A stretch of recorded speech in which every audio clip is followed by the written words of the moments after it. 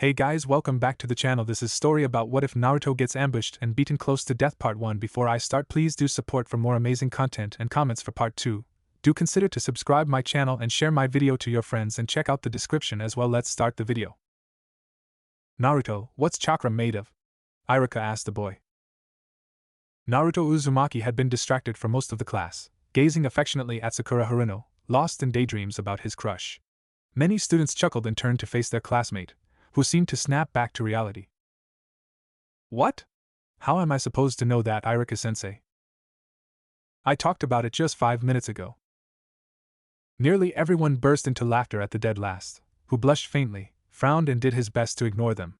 The only ones who hadn't made fun of Naruto had been Sasuke Uchiha, who was too busy being cold and emotionless, Shino Aburame, who no one had ever seen laugh, Shikamaru Nara, who was now awakening from his sleep and asking Choji Akimichi what was going on, and Hinata Hyuga, who had a slight blush on her face and looked at the blonde with concern. Sakura-chan! Sakura-chan! Naruto yelled, running towards Sakura with a huge grin on his face. What now, you baka? The pink-haired girl asked, although she had a very good idea of what he wanted. I was just thinking you want to come and have lunch with me? He said, hopeful. Sakura only sighed at that. So I can get your food all over me while watching you pig out on it? No thanks. Ignoring the boy's sad and hurt look, she arrogantly turned her back on him and ran off to join Ino Yamanaka and a bunch of other girls from their class, who were circled around Sasuke, much to his discomfort, fighting for the right to feed him. That day, Naruto had lunch alone, again, on his favorite swing, while Hinata spied on him from behind a tree. She had never minded watching him have lunch. Very good. Another bullseye, Iruka said, writing the results on a piece of paper after Sasuke had thrown his last kunai. That makes a perfect score again. Congratulations. HN. The Uchiha mumbled, fans already gathering around him. Your turn, Naruto, the teacher instructed. Alright. Watch this, Sakura-chan, he yelled as he stepped in front of the target, kunai at the ready. His first throw was a total miss, as well as the second and the third, and most of the students laughed at him again. Angry, he got ready for a fourth one, moving his arm behind his head and launching the ninja knife with as much strength as he could, which turned out to be a tad too much. He lost his balance and let go of the weapon early. It flew straight towards Iruka, who dodged it right in time to have the sharp blade miss his right ear for a few inches. The class froze, the laughter instantly stopped. That was not good. Naruto. A very angry teacher grabbed Naruto by his collar and dragged him back to the academy building for punishment, ignoring the boy's struggles, protests, and several apologies. While the rest of the children resumed their interrupted laughter, Hinata picked up the kunai Naruto had used, to make sure they'd be returned to him later. Sakura-chan. Hey, Sakura-chan. The academy had closed for the day, it was already getting dark and the students headed home. Naruto rushed towards his crush, who had just turned left into a shortcut alley with Sasuke, unsuccessfully attempting to start a conversation with him. What do you want this time, Naruto? She asked, her patience wearing thin. I was wondering if you'd like me to walk you home. Sakura thought about whether she should slap him or kick him for asking her that for the 5th time that week when she noticed she'd stopped walking and was losing Sasuke. No, Naruto, I don't, now leave me alone. She graciously turned around and ran back to the Uchiha, who hadn't even noticed she'd stayed behind. A few seconds went by. Sakura-chan? Naruto repeated. I told you, I don't want you to walk me home, Naruto. Sakura-chan, it's not that, the boy whispered, so quietly she could hardly figure out what he'd said. Naruto, for the last time, she was cut mid-sentence when she turned around and faced 3 masked, obviously adult shinobi, one of which, his face covered by the likeness of a lion, held a kunai to Naruto's throat. They were dressed in a mixture of ninja and civilian clothes, and although their masks were similar, they were quite obviously not ANBU operatives. Sasuke seemed to detect the 3 men's presences. His expression the exact same as when he was walking home, one of perfect disinterest and impassivity. He took out a kunai of his own from his pocket and ran at full speed to confront his opponents. This seemed to amuse them. As soon as Sasuke was close enough, the one holding a knife to Naruto's throat kicked him in the chest with immense strength, causing him to fly onto Sakura, already unconscious by the time he hit her. You idiot! Another of the men, one with an eagle mask, yelled. You were specifically told not to hurt any other child. And what do? You go and kick the Uchiha kid. We're only here for the demon brat. While Sakura got Sasuke off of her, Naruto took advantage of his assailant's distraction to break free of the man's grasp and deliver a swift kick to his most treasured area, which had him rolling on the ground screaming in pain. "Why, you the eagle-masked one," said, punching the blonde right in the nose before the latter could run, obtaining with much satisfaction a loud crack from the hit. Meanwhile, the third man, one with a cat mask, helped his fallen comrade up. The three adult shinobi gathered around Naruto, who was helplessly lying on the ground, and proceeded to kick him as much as they could, laughing hard as they did so, clearly enjoying themselves. Sakura-chan helped the young blonde, pleaded between exclamations of pain. But the girl was unable to move a muscle. She was too afraid to. When one of the adults decided it was getting uninteresting to kick Naruto's back, he moved on to the head, hitting his temple with deadly precision, causing Sakura to go even paler than she already was, cold shivers running down her back. Somehow, Naruto managed to cling to consciousness, silently begging for her to help him with his eyes, his blood spilling all over the pavement. Then Sasuke, who had been lying against the wall, coughed, and blood ran down his chin. The girl's eyes widened in surprise and horror. "Sasuke-kun!" she shouted, and without a second thought she grabbed Sasuke and carried him away, towards the hospital. Naruto was now alone. That is, if you didn't count the three thugs beating the life out of him.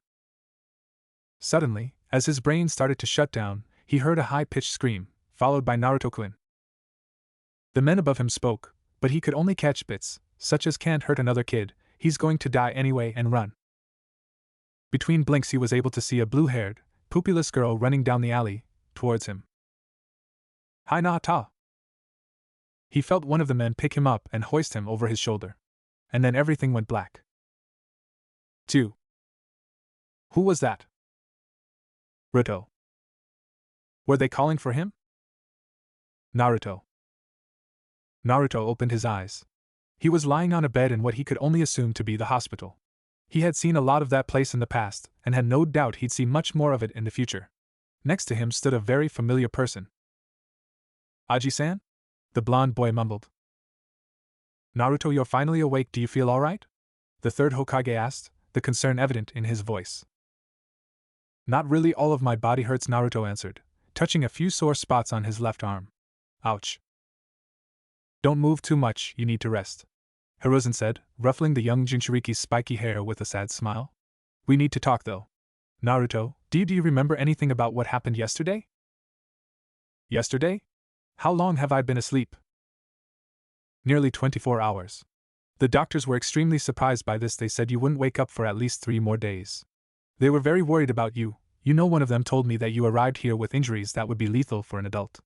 I guess whoever attacked him didn't take the kyuubi's regenerative powers into account," the Sandaime thought. Well, Naruto closed his eyes and frowned, trying to recall. "I do remember something. I was walking with Sasuke and Sakura-chan when 3 masked men surprised me and..." "What were their masks like?" "Let me think. One of them had a lion mask." Naruto then paused for a few seconds. "The other ones were an eagle and a cat, I think. Kinda like the ANBU masks, you know, but they didn't look like ANBU." Sarutobi nodded and signaled for him to go on. "Anyway, one of them held a kunai against my throat. Sasuke saw them and tried to fight them, but he got knocked out by a kick to his chest. One of them got angry because of that. He said they were only there for some demon brat." "Who's that?" the third shrugged. "But they must have thought it would be fun to mess with me, 'cause after I tried to break free they started beating me up." He paused again. This was where his memories started to get hazy. "I think I remember asking Sakura-chan for help, but she carried Sasuke away and that's it." "You don't remember anything else?" the Hokage inquired. "Not really. I guess Sakura-chan must have dropped off Sasuke here and went back to get me, Naruto said, a silly, happy grin on his face. "Are they alright?" "Poor boy, he's gone through so much already," Hiruzen sighed. "Sakura, Haruno and Sasuke Uchiha checked in yesterday, at 2037. Sakura had no injuries whatsoever and left after a quick safety checkup. Sasuke took a nasty hit, however. Nothing broken, but the doctors had to keep him overnight. He was given leave earlier today," he informed. "They're both fine. However, what you guessed wasn't what happened." Naruto was confused. "She didn't go back for me?" he asked, slapping his forehead immediately after. "Of course. I'm such an idiot. There were bad guys there. She must have told the medic Neens about me and they went to get me." Hiruzen shook his head. "Still not quite right. You were brought here by none other than Hinata Hyuga." "Hinata?" Now that the old man talked about it, he did remember seeing her there, just before he passed out. Wait, does that mean that after a few seconds of pondering, his eyes began to tear up? Sakura-chan left me to die. The Hokage bit his lip and went on, deciding it was best to avoid the questions so as not to hurt the boy even more. Hinata called the attention of a few shinobi who scared off those 3 men before they could make off with you and carried you here on her own right in time for the doctors to save you. Even though you heal faster than most, a few minutes later and you'd be dead by now. You owe her your life, Naruto. He pointed to a vase of flowers on a table on the other side of Naruto's bed. She was also the one who sent you those. I can tell that she really cares about you. But Naruto didn't catch the Sandame's last words. He was looking at his lap, his eyes wide and teary, mumbling, Sakura-chan left me to die. Sarutobi sighed deeply. He would have liked to stay there a bit more and comfort Naruto, but the sooner he alerted his forces about the men who'd attacked him, the better. Getting up to leave, he added a few more words. At this healing rate, you should be out of here by Thursday morning. You don't have to attend to the academy that day. Take the morning for yourself, but come to see me in my office at 1 p.m. sharp. We have very serious matters to discuss. Please try not to be late. For the following couple of days, Naruto grew tired of the hospital and its disgusting food. Apart from the Hokage, no one had come to visit him, so he spent most of his time alone, with nothing to do except for thinking. And Naruto wasn't a big fan of thinking. What else was he to do, though? So he thought. He thought about Sakura, who had abandoned him, Sasuke, who had surprisingly tried to save him, Hinata, who had actually saved him, those 3 ninja, and the reason why the villagers hated him so much, and what the old man could possibly want from him. He thought uncharacteristically long and hard. And he came to a few conclusions. Finally, Thursday came. Naruto was happily let out of the hospital at 11:30. He still had an hour and a half until the meeting with the Hokage, and he didn't feel like having lunch yet, but he knew exactly what to do with that time. Academy students always had a 2-hour lunch break at 11:45, so Naruto had exactly 15 minutes which he didn't want to go to waste. He quickly ran through the village to one of the shops which had never overcharged or refused to sell to the young Jinchuriki, the Yamanaka flower shop. Not that he'd had a lot of need for flowers in the past. A bell rang as Naruto pushed the door and entered. There was a tall, blonde lady behind the counter who he didn't recognize. "Hello there. What can I do for you?" she kindly asked. The boy went straight to the point. "Are you Ino's mom?" he said unceremoniously. Manners had never been his forte. However, the woman didn't seem to mind, and she chuckled lightly. "Indeed I am. My name is Kyuubi. And you must be." She examined the other blonde, his whisker marks giving him away almost immediately. He was the kyuubi container. "Naruto, is that right?" "Yeah, how did you know?" Ino has talked about you," Kyuubi explained. And it wasn't exactly a lie. Ino had mentioned the boy once or twice, mostly in anecdotes involving him striving for Sakura's attention, and from what she'd said it was clear that she didn't have a high opinion of him. "Ino talks about me?" Naruto seemed surprised. "Does she say nice things?" Yes, of course," the flower shop owner said with a fake, wide smile, patting the boy on the head. "Now, what brings you here?" she asked before Naruto had the chance to continue. "I want some flowers for this girl I know." Kyuubi raised an eyebrow. It was probably Sakura, and from everything Ino had told her, the older Yamanaka knew that if Naruto were to show up with flowers for the Haruno, the latter would most likely beat him up. "Are they for a certain pink-haired girl?" she asked sweetly, already going over ways to convince the boy not to go through with his plan in her mind.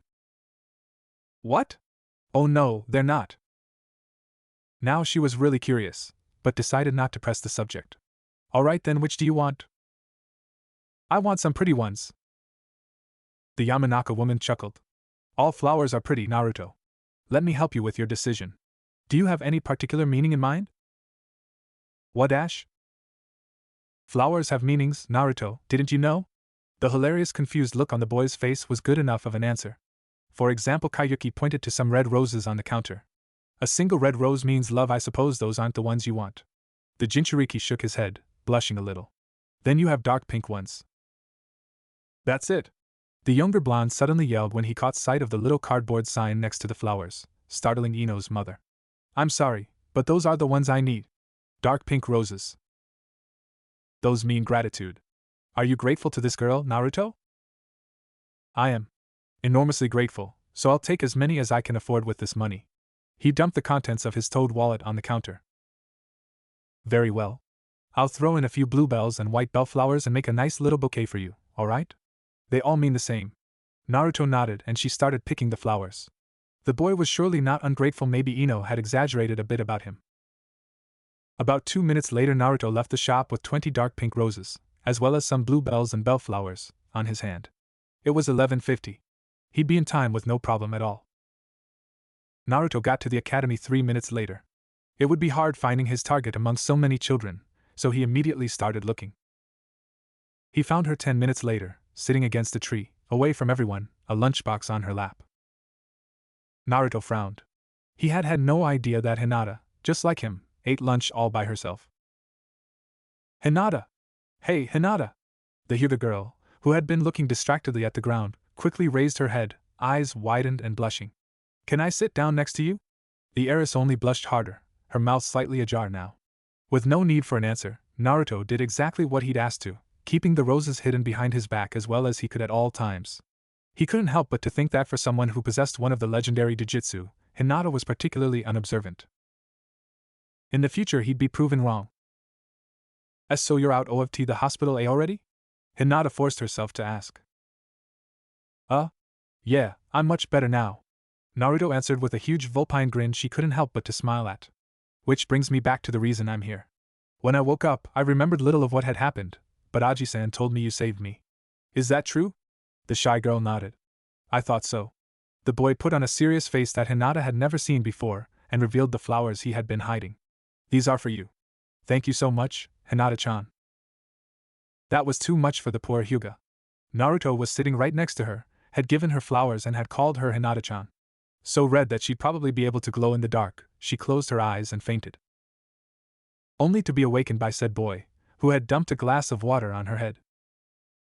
I'm sorry, Hinata-chan. The blonde started, but the shy girl shook her head, indicating it was all right. And there it was again. The suffix.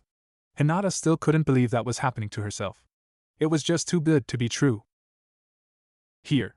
The Jinchuriki handed the heiress the flowers. Dark pink roses symbolize gratitude, you know? She quietly took them in her hands and thanked her crush for the gift. Did you want to have lunch with me and Naruto-kun? The words suddenly escaped her mouth, and there had been nothing she could have done about it. Unable to look him in the eyes, she faced her flowers instead while waiting for an answer. Thanks, Hinata-chan, but I'm going to have lunch at Ichiraka's, and only then did he remember that he had spent all of his money on the roses for the girl, who seemed to realize that as well from his expression, and on top of all that, his stomach had picked the exact time to loudly complain. After delicately putting her flowers on the ground, she opened her lunchbox to reveal several types of sushi and rice balls. Wow! The blonde shouted. That looks amazing. Did your mother make this? My mother died when I was F4. I made this myself. Oh, I'm sorry. He looked down awkwardly, not knowing what to say. The second rumble of his stomach didn't help. It's alright. Anyway, I made too much food and there's no way I can eat all of this alone. We can share it if why you want to, Hinata stuttered. The blonde boy was in a bit of a dilemma. On the one hand, he didn't want to bother the Hyuga heiress any longer. On the other hand, the food looked really, really good and he was really, really hungry. In the end his stomach won the battle, and after a quick itadakimasu he took a piece of shrimp sushi from the small box. Let's see if this tastes as good as it looks, he said, taking a bite. He chewed for a few seconds, purposely hiding his emotions to worry Hinata. As so?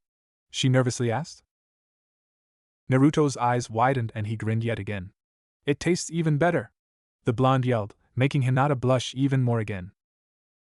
That said, he could finally dig in. They kept silent throughout most of the meal, and when someone spoke it was usually Naruto, either congratulating the girl on her cooking or telling her an exciting, and likely extremely embellished, story about how he had escaped from a huge wild boar in the woods. Not that she minded. She barely remembered to touch her food while he spun his tail, completely absorbed in it, gasping and chuckling at all the right moments. Between bites, Naruto happened to take a casual look at the clock on the academy building.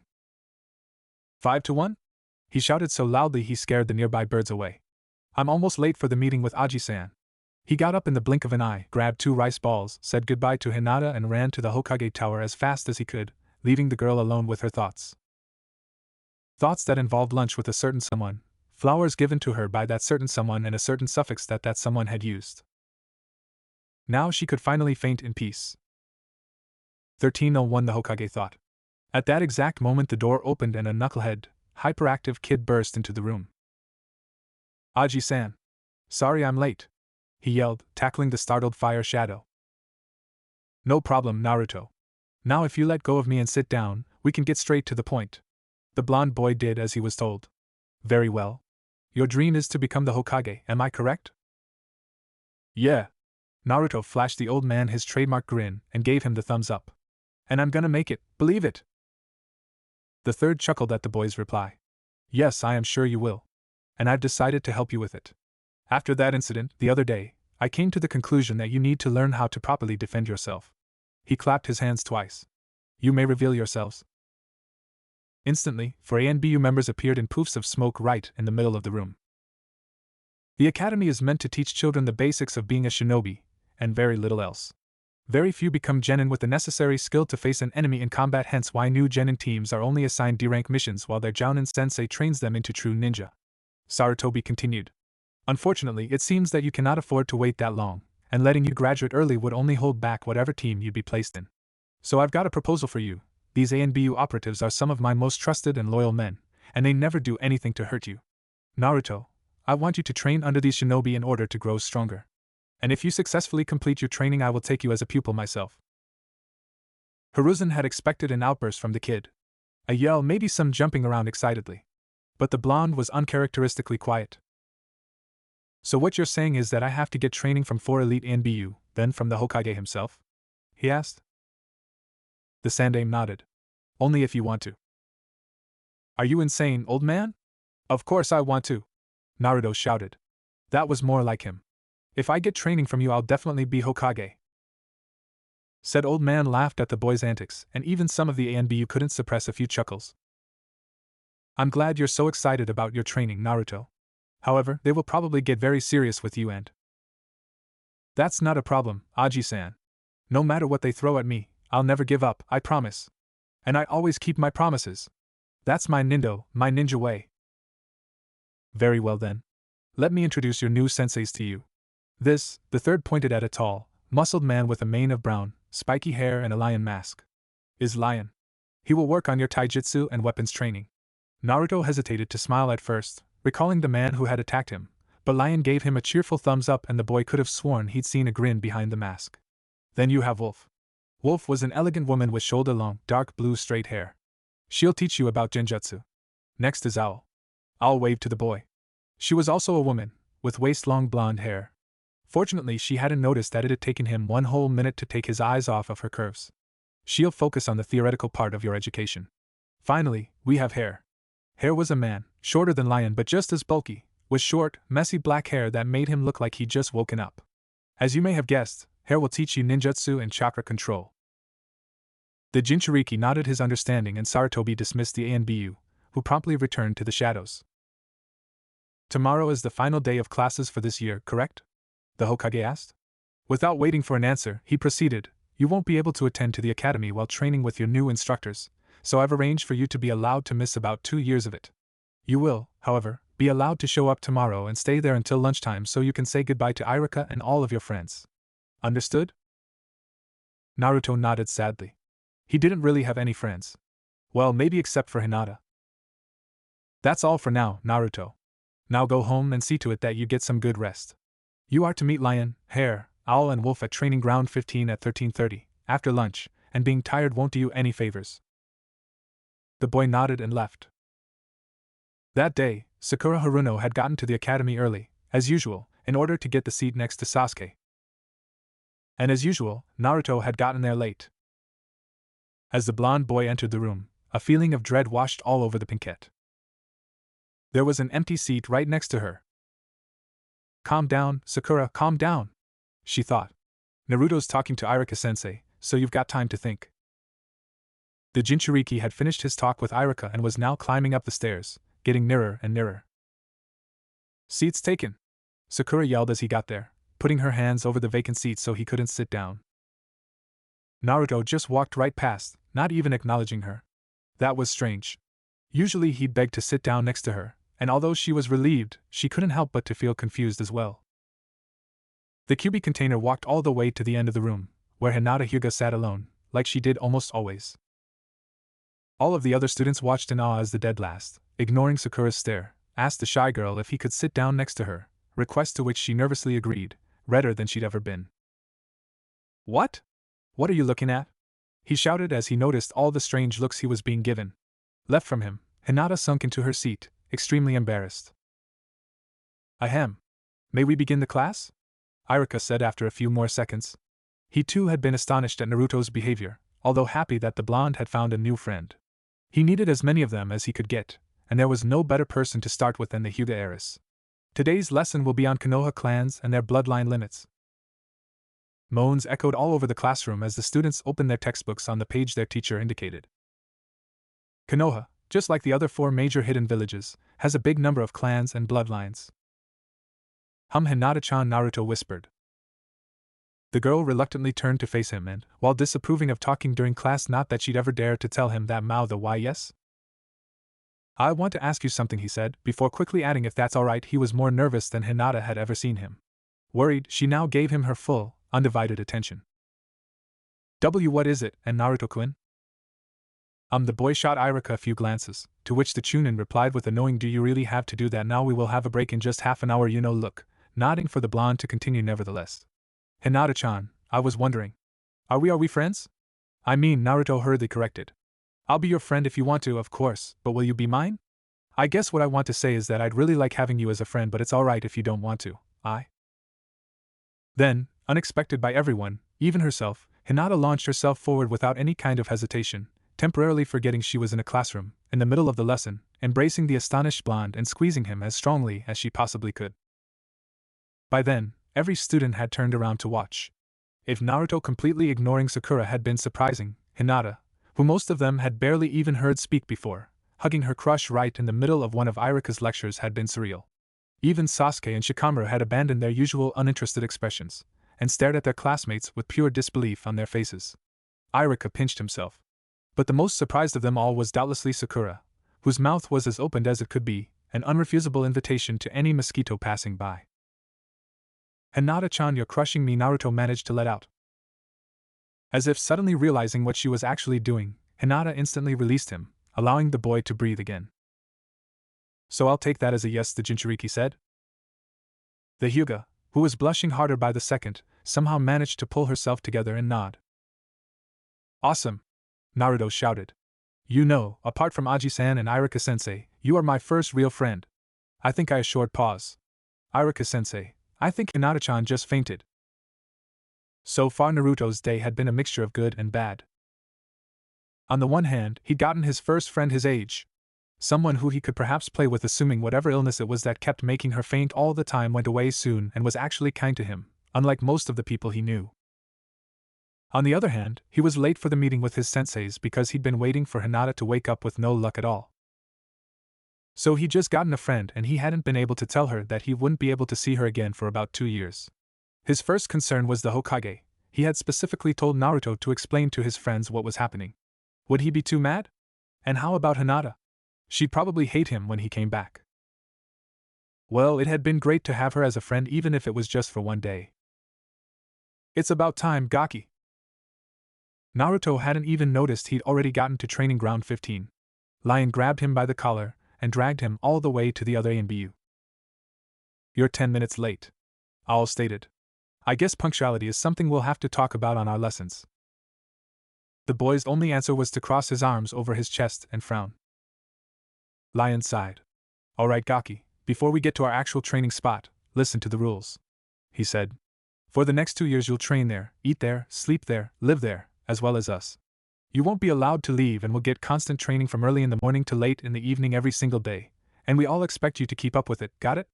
Naruto nodded, what looked like a mix of fear, anxiety, and excitement in his eyes, and the taller ANBU went on. As you already know, I'll be your taijutsu and ninja weapons instructor. You will call me Lion-sensei. The same goes for my colleagues. Then haircut-in, your schedule will be as follows. You'll wake up at 6 o'clock sharp every day. At 7 o'clock, we expect to see you with your morning routine and stretches done. You'll then have taijutsu and weapons training with Lion for 2.5 hours, from 7 to 9:30. After a 20-minute break, Wolf will take over for your genjutsu training, which will last for the same amount of time as taijutsu, from 9:50 to 12:20. You'll be allowed time to eat and rest then, before a 2-hour-and-a-half class with Owl, from 14 to 16:30. Another 20-minute break and then ninjutsu and chakra control with me for the usual amount of time, from 16:50 to 19:20. We'll then give you double the normal time to rest, 40 minutes, before dinner at 2000 hours. Finally, you'll have an hour-long sparring session with one of us, so we can measure your progress daily, and off to bed to get a good rest. Owl explained. Got it? Although it was maybe a little too much information for Naruto to take in at once, he nodded, knowing he'd eventually grow used to his schedule. There are some more things you should know, Wolf said. Number 1, punctuality is of the essence. If you, for example, oversleep, you'll get punished with a whole day of physical conditioning. We'll have you do push-ups until you drop from exhaustion. She was pleased to hear Naruto gulp. Number 2, this is not, and I repeat, is not a tough schedule. ENBU training is a tough schedule, not this, so we expect you to keep up with it. Our objective is that by the time we finish you're already low chunin or higher. Number 3, from now on, everything you're taught, everything you see, hear or do is top secret, and if you ever tell it to anyone without ours or the Hokage's permission there will be severe consequences. The 4 ENBU then gave the info a few moments to sink in. Great. Let's get started then. The blonde kid excitedly yelled, pumping his fist into the air. Whoa, slow down there, Gaki. Lion told him between chuckles. He'd never seen a kid so enthusiastic about training before. All we're going to do today are a few tests. You know, so we understand how skilled you already are, he explained. We're not going to do them here though. Where to then? The kyuubi Jinchuriki asked. Naruto-kun, have you ever heard about Training Ground Zero? Owl replied. The boy answered by shaking his head.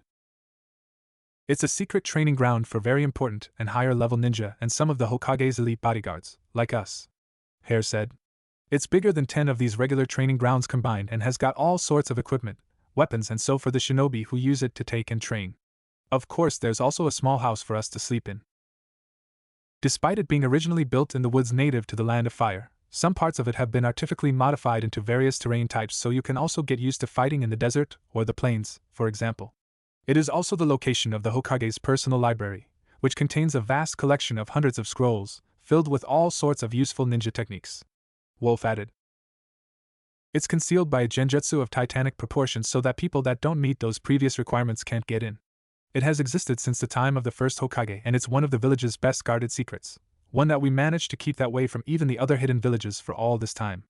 Actually, it's such a well-kept secret that, back when the Night Aim was in charge, a special vault was created inside the training ground and throughout all of these years, most of the legendary weapons, artifacts, and other valuable items Konoha has managed to get its hands on have been stored there. Noticing the excitement in the boy's eyes, Owl quickly continued. I doubt you'll be allowed to use any of them though.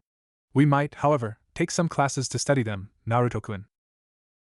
Oh yeah, I almost forgot, Lion suddenly shouted. This next piece of information would have the boy jump up and down like a little girl, as if he wasn't already, and beg them to teach him. It's also known as the Hokage Training Zone. At that precise moment, Naruto yelled louder than he'd ever yelled before, Yaikita. Alright then, let's get this over with, Lion ordered. The 4 ANBU sat on the ground around a campfire to speak. Naruto had finally fallen asleep 2 minutes before. Wolf, your report. How's the boy's genjutsu? Well, the blue-haired ANBU replied. To put it simply, he sucks at it. His genjutsu skills are horrible. Non-existent, even. He couldn't manage to break free of the easiest D-rank illusion I could think of, let alone use it. I have a lot of work ahead of me, she finished with a sigh. Very well. Hare? Lion inquired. Naruto shows a natural aptitude for ninjutsu, with ridiculous chakra reserves for someone his age and a unique brand of creativity that I'm sure will lead him to create a lot of powerful techniques in the future. There is a problem, though. His chakra control is unbelievably bad, and that prevents him from learning the Bunshin Jutsu and the replacement. The only ninjutsu he can do are the henge, and the Hare hesitated, seemingly embarrassed. Yeah, that's it. The henge. Never for as long as he lived would he admit to have been knocked out by Naruto when the boy pulled a sexy jutsu on him. Lion looked suspicious, but let it slip. Oh? Naruto-kun shows eagerness to learn and a lot of enthusiasm towards subjects new to him, but he gets bored very easily and quickly and he's got severe concentration problems. Given time, I believe I can get him over that. His troublemaking nature can also lead to some trouble. I advise you all to stay on your guard. I was told that he can be particularly inventive with his pranks, she told her colleagues. That just leaves me then, Lion said. His taijutsu is below average, as are his weapon skills. Now what you'd expect from a student with his level of training, but nothing that we can't easily recover from either. And that's it. Now we should all go get some rest ourselves. If the brat's anything like what the Hokage told me, it's not just you who's having 2 long years ahead of Wolf. Naruto dashed through the woods, a half-eaten apple on his left hand. Damn Wolf-sensei, if she hadn't given me such a hard genjutsu to break, I would have completed the exam sooner, and I wouldn't have arrived for Lion-sensei's test late, and if Lion-sensei didn't insist on finishing all of the exercises, I wouldn't have had to lunch in a hurry, and I wouldn't be late for All-sensei's test right now. He got to a clearing with a large wooden house on the middle and jumped down. It had been almost 2 exact years since Naruto started his training under the 4 elite ANBU, and the time to return to the village and the academy was getting closer. He just had to pass the final exams, and then he would have his comeback. He'd certainly changed during all that time, both on the outside and on the inside. He was taller, of course, and also more muscled, but apart from that, there were no other significant changes to his appearance. His hair was still just as blonde and just as spiky, he still wore an orange jumpsuit, and his grins and smiles remained precisely the same. Throughout those 2 years, however, he'd also matured and grown intellectually. Although his loud, boisterous personality had remained unchanged, he now knew when to keep it under control, and no longer charged headfirst into everything. Plus, he was much more powerful now, but he'd only know exactly how much after his sensei's final exams. Talking about which, he was currently late for one. He kicked the door open to find Owl standing by a desk with some pieces of paper on. "You're late, Naruto-kun," she scolded. Owl was the only one who called him Naruto-kun. Wolf didn't add any suffix, and Lion and Hare just called him Brat. Sometimes he wondered if they even knew his name. "Tell me about it," he whispered. The blonde ANBU was probably the kindest and friendliest of them all, but Naruto had quickly learned that he did not want to get on her bad side. Her fury was a terrible, humbling sight to behold, and he still had nightmares about some of the detentions she had put him through. "So is this my test?" he asked, pointing at the papers. "Part of it, yes." She then opened a handbag she'd brought and dumped its contents on the wooden piece of furniture. "And here's the rest." "What?" "Owl-sensei, there have got to be at least 50 pieces of paper here." He then picked one of them up and examined it. "Both sides?" "No, fair." 39, to be exact. Owl corrected. "You've got 2 hours. No pressure." Well, the test didn't go so badly after all, Naruto thought as he headed towards the clearing where he was supposed to meet Hare for the final exam. I mean, there was no way All-sensei expected me to do all of it. And 78 questions out of 106 is pretty good for 2 hours, plus there were some really tough questions. Write a small text explaining the relation between Kirigakure's nickname, the Bloody Mist, and Shikaku, the Ichibi no Tanuki's attack on Sunagakure, mentioning the night-aimed Tsuchikage of Iwagakure, Hanzo of the Salamander, leader of Amigakure, the Second Great Ninja War, Kanahigakure's Hidden Tree Crisis, and Kumogakure's attempts to steal the Byakugan? How the hell was I supposed to know that? Now all that was left was ninjutsu and chakra control exam, and if he did well then, and had done well with the other, he'd be allowed out of the Hokage training zone, back to the academy, and the third Hokage himself would take him as a student. He really missed the village. The ANBU had kept true to their word. He hadn't been out of training ground zero since his training had started. He missed his small, messy, lonely apartment, he missed the academy, Irika, his class, Hinata, and Ichiraku's. Oh, how he missed Ichiraku's! And if he passed his exams, he'd be back to all that the following day. "Hey Gaki, I'm glad you're on time." Naruto hadn't even noticed when he stepped onto the clearing. "So, ready for your final exam, brat?" Hare asked. "Hi, Hare-sensei." "Very well. Here's what you have to do." The 4 ANBU spent the time they'd usually use for sparring, pondering and grading Naruto, and in Owl's case, correcting his test, and at night, while he slept, they had a little meeting, much like the one they'd had in the night of their arrival, to discuss his exams. For his test, I had him perform a few genjutsu I taught him. Genjutsu is not his strong point, quite the opposite, actually, so they were all simple, practical illusions, designed to confuse your opponent and toy with their senses, to be used in conjunction with taijutsu and ninjutsu, since they won't defeat an enemy on their own. Wolf informed the others. Despite some slight difficulties with a low B and a few C-ranked ones, he managed to pull them all off. For the second part, one put him under several illusions of increasing power, and had him try to break free. His technique is not the best, but what he lacks in patience and control he makes up for with the unbelievable amounts of chakra that he pumps into his own circulatory system to clear it. How many genjutsu was he able to break free of? Lion inquired. He broke free of a total of 22 illusions. He wasn't able to escape a low A rank genjutsu, and we ended it there. His final grade, from F to S.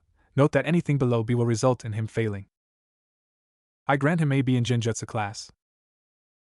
Very well, Lion said, scribbling something down on a notepad. Out of 106 questions he answered 78 in 2 hours' time, an impressive number. It is obvious that the objective of the exam was not to complete it, but to see how he did under a severe amount of pressure. Out of the 78 answers, 56 were absolutely correct, 18 were incomplete, and 4 of them were just plain wrong. Out of 100 points, he scored 68, which is very good for the purposes of the exercise and earns him AB+. All announced. All right. Let's. Lion started, stopping when he realized that Owl was holding up a finger, indicating that she was not done talking yet. However, throughout the year he revealed a big desire to learn and improve. He behaved particularly well during classes and showed interest in many of the subjects. He also got considerably better results in other tests we made, and as such, I believe he deserves an A in theoretical education. I think that all that the boy ever needed was a bit of attention. Spare us the sentimental details, Hare told the blonde. This earned him an alarm clock to the head. Hare. How did the boy do? Lion asked after taking notes of Owl's report. Well, to put it simply, he's a natural at ninjutsu. It's like he was born to do it. He had amazing chakra reserves before his training, during which his chakra coils developed. I'd say that now, his chakra capacity is somewhere around that of a very high Jonin's. If the boy continues to work hard, his chakra will rival that of the Kages by the time he turns 13. But isn't that the work of the kyuubi? Wolf said. The kyuubi has little to do with this. I hired a Hyuga clan member to look into his chakra system. While it is true that the Yondame's seal is filtering and purifying the demon's chakra and inserting it into the boy's chakra circulatory system, and it may speed up in the future, as Naruto gets stronger and the seal weakens, only about a tenth of his current chakra was once the kyuubi's. Hare explained. On to the ninjutsu. Lion told him. Right, sorry. So as I was saying, the boy's enormous quantities of chakra and stamina more than make up for his somewhat lousy control. I taught him mainly elemental jutsus, from D rank to high B rank. My exam consisted in doing several jutsus of increasing difficulty. The more, the better. He had exactly 3 soldier pills at his disposal, but it was an hour before he decided to take the first one, and the third he showed a tiny sphere on his hand. Is still here. He managed to go through all the jutsus he knew, and I had him repeat some until the 2 hours were over. If not for his lack of control, he'd have an easy S, but as such I'm forced to lower it to an S-. Very well. Again, Lion wrote something and spoke himself. I guess it's my turn now. The boy likes taijutsu, and is quite good at it. I focused mainly on strength and speed, taught him 5 different styles, from D to B rank, and had him show all of them for the first part of the test. For the second part, I had him show off his weapon skills. Because I taught him taijutsu the most, which I believe will be more useful, he doesn't specialize in any particular kind of weapon. His knowledge is limited to the typical kunai, shuriken, and the occasional windmill shuriken, and he attained an A for all 3 of those. Finally, we both sparred. Besides making use of all of his styles and weapons, he showed an astonishing ability to improvise, having been able to catch me by surprise several times. His final grade in taijutsu class A+. He wrote it down too. All in all, the boy has grown from an academy student to a certain Haichunin level. We made it. Owl stated. He made it. Wolf corrected. Mission complete. Lion said. Congratulations, guys. And congratulations, Naruto. Naruto. Naruto. Naruto. What? The Naruto looked at the person who was shouting. Lion Sensei, did you just call me by my name? Did Owl Sensei or Wolf Sensei finally tell you what it was? Haha, that's really funny, brat. In fact, why don't you tell some more jokes instead of getting to know the results of the exams? What, already? Naruto asked, earning a nod from Lion. Wow, that was fast. Irika-sensei always took ages to correct the ones we did back at the academy. Right, because he was just one and had a whole class of students. Lion said. But enough chit-chat. Do you or do you not want to know how you did? Of course I do. Alright then. In genjutsu, you lack technique and control, but more or less make up for it due to your big chakra reserves. You failed to break free of a low A rank illusion, and could not produce a genjutsu higher than low B rank. Naruto gulped. Those were too many negative aspects for him to be comfortable with. You got a B, Lion informed him. The boy let out a sigh of relief. Congratulations, Gaki. My name is Naruto, the blonde yelled, annoyed, but let his sensei ruffle his hair anyway. In Owl's test, you answered 78 questions out of 106. You got 56 right, 18 incomplete, and 4 wrong, scoring 68 out of 100. According to her, you show interest, enthusiasm, and surprisingly, good behavior. Who's the one with the lame jokes now, sensei? Shut up, Gaki, Lion ordered. You get an A-. Now for ninjutsu. Hair says you're a natural at it. You lack control but have impressive chakra and stamina. You got an S-. That left Naruto utterly confused. An S? What's that? Last time I checked, S was a letter of the alphabet, and the mark above A. The A and B, you told the boy. There's a mark above A? But Irika-sensei only marks tests up to A. Which probably means that no one in your class ever deserved better, Lion said. Not even Sasuke gets S's, Naruto thought. Anyway, taijutsu and weapons now, you did good, brat, really good. I don't feel like going into details, so you got an A+. Congratulations, Gaki, you pass with flying colors. Naruto's explosion of happiness took Lion 15 minutes to control. Just quit jumping around already, he shouted, holding the hyperactive knucklehead in a headlock. You need to get your things ready. We're going back to the village now. The boy's eyes widened. As in right now? As in we'll leave you here alone if you don't hurry up. Naruto poofed away and Lion was suddenly holding a log. Meet us at the gate, he shouted, knowing that the boy would hear it. Naruto ran to the gate, carrying a small backpack that contained all of his possessions, most of which were sealed in storage scrolls, a few clothes, most of them orange, his many kunai and shuriken, and some instant ramen. Apart from the crappy furniture back at his apartment, that was everything he owned. After 5 minutes, Naruto got to the colossal iron gate that marked the entrance to Training Ground Zero. The gate was the only way to go in or out of there without being blocked by the S-rank genjutsu that covered the whole area. Naruto briefly wondered how he was going to conceal the area when he was Hokage. S-rank genjutsu were definitely out of question. His 4 A and B senseis were already there waiting for him. Naruto-kun, congratulations, Owl said, pulling him into a crushing hug that stopped him from breathing and caused his face to go crimson. It also didn't help that she was unintentionally pressing her big breasts against his face. When you two are done, we'd really like to go back to the village today, Hare pointed out. Owl let go of Naruto and kicked Hare right in between his legs. Quit ruining the moments, she ordered, staring down at the man who was now rolling on the ground in deep agony. Lion sighed. Let's just go already. Owl, you did that, so you're carrying him. And so, the blonde Jinchuriki and 3 of the A and B walked through the gate, ignoring Hare's protests and groans of pain as Owl dragged him with them. The boy looked back to see where they had come from, but he couldn't see the training grounds or the gate any longer. Instead of those, a wall of rock stood, the illusionary mountain behind the Hokage monument, hiding the Hokage training zone from any unwanted visitors. The 3rd Hokage sat behind his desk with a very tired look on his eyes. He had been taking care of paperwork for the last 4 hours. On his left was a neatly organized, huge, colossal, titanic pile of forms, reports, requests, and all of that kind of junk. On his right, a much smaller pile. The big pile had a small cardboard sign on the front. It read to do. Sarutobi sighed. He could swear that paperwork was reproducing. He blamed the upcoming Chunin exams.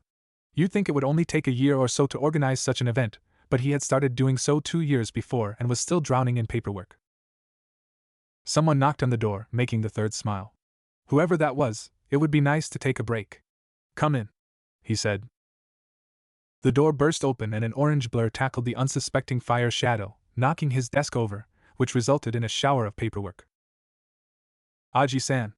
We're back. The blur, which turned out to be Naruto, shouted. Wow. He then added, looking at the paper-covered floor.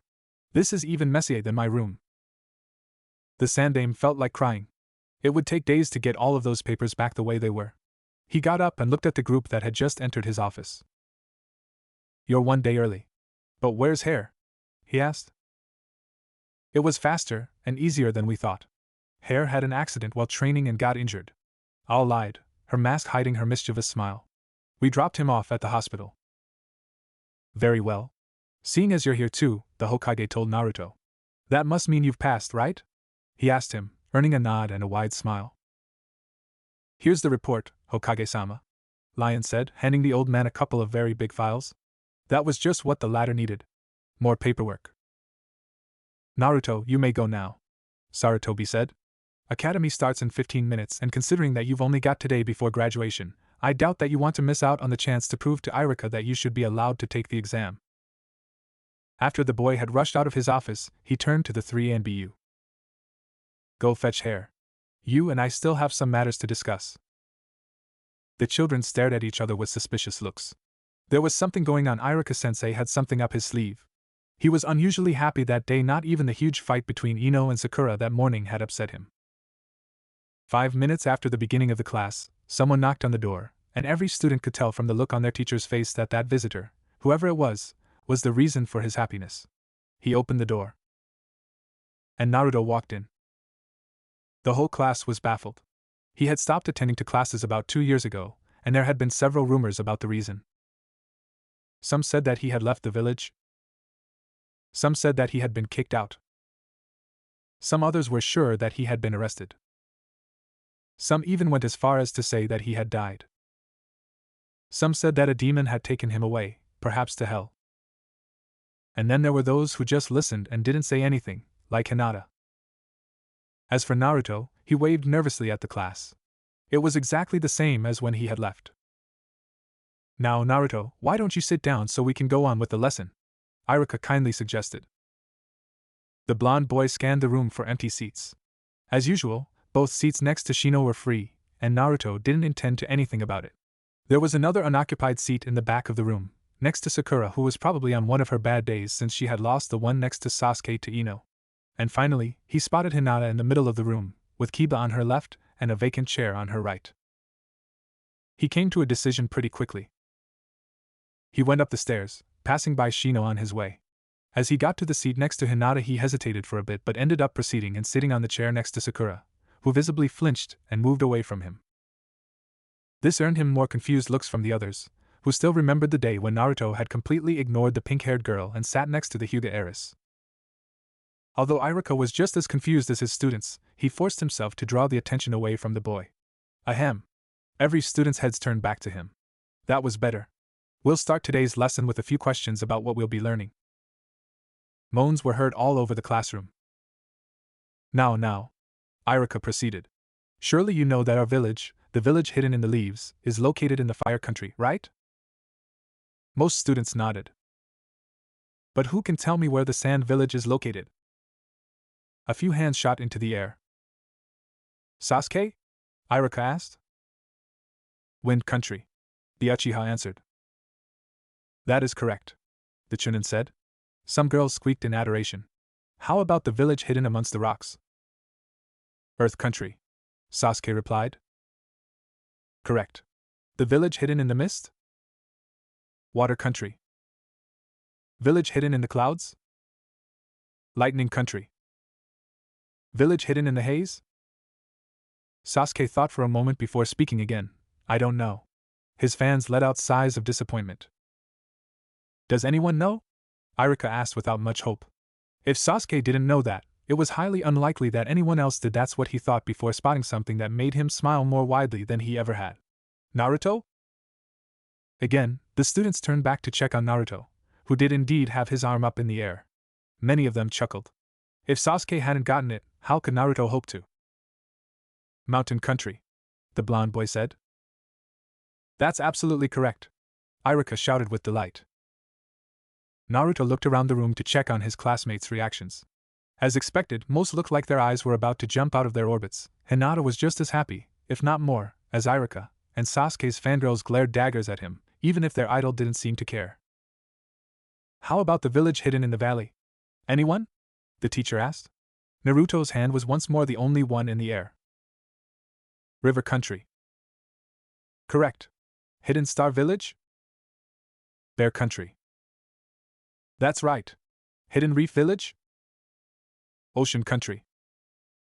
Yes. Village hidden in the night? It was destroyed by Kumogakure, but it used to be in Shadow country. Very good. Hidden Tree Village? Doesn't exist anymore either, but used to be in the Fire country too. This went on for 10 more minutes until Iruka ran out of village names, Naruto having associated each with their respective country correctly every single time. To say that the Chunin teacher was happy or that the class was surprised were both heavy understatements. Well, as you all have figured out by now, we're going to talk about the history of hidden villages and their countries today, the Academy Sensei explained. After that we'll have some target practice, and then a written test. Remember that you must get at least AC in that test to qualify for the Genin exam. Very good. Another bullseye, Iruka said, writing the results in a piece of paper after Sasuke had thrown his last kunai. That makes a perfect score again. Congratulations. HN. The Uchiha mumbled, fans already gathering around him. Shooting Naruto, think you can do better? Looks. Your turn, Naruto. The teacher instructed. Alright. It's about time. The blonde boy yelled as he stepped in front of the target, ready to show everyone how awesome he had become. He knew he'd get a perfect score easily, but that wasn't enough to surpass Sasuke. He racked his brain for a moment to find a solution to that problem.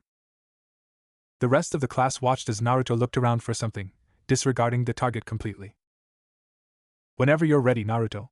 There was a hint of impatience in Iruka's voice. With incredible speed, Naruto threw his kunai all of a sudden. It missed both the target and Iruka's face, the latter by a mere inches.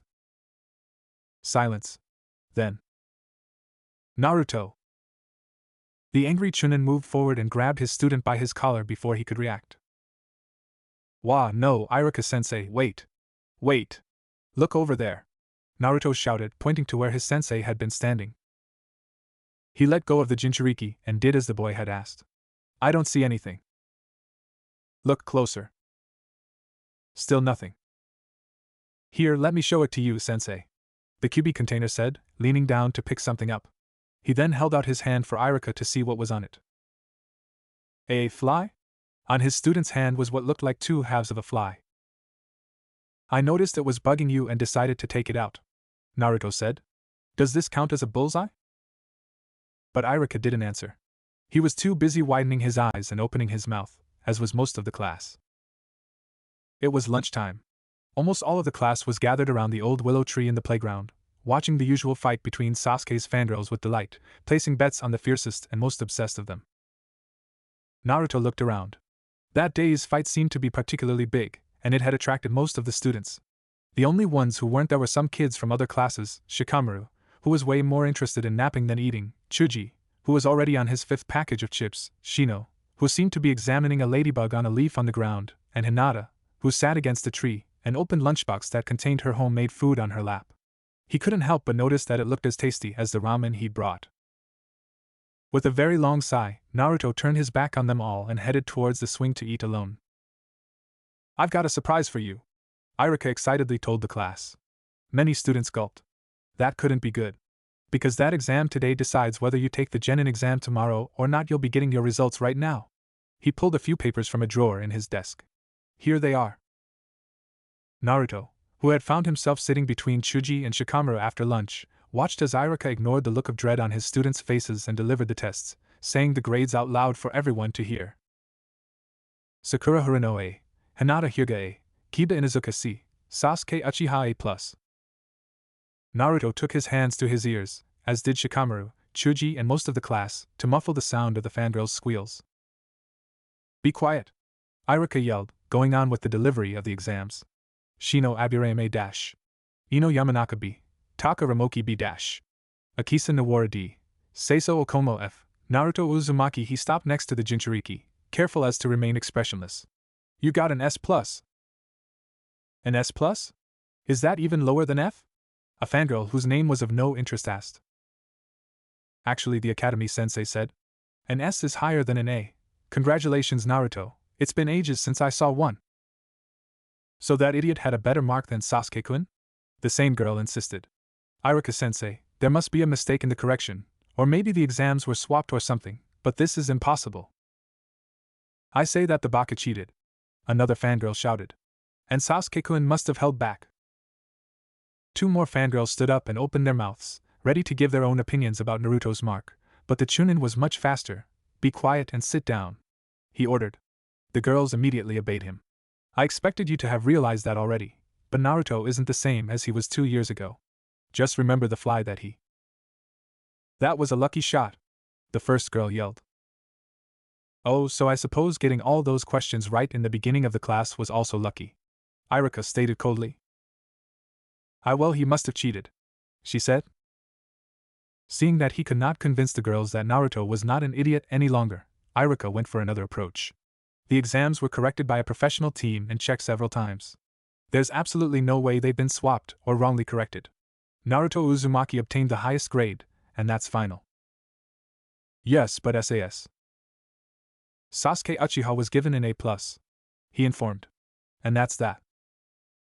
The boy in questions didn't really seem to care that he hadn't gotten an S, but his fans were ready to object once again. But that's I'm.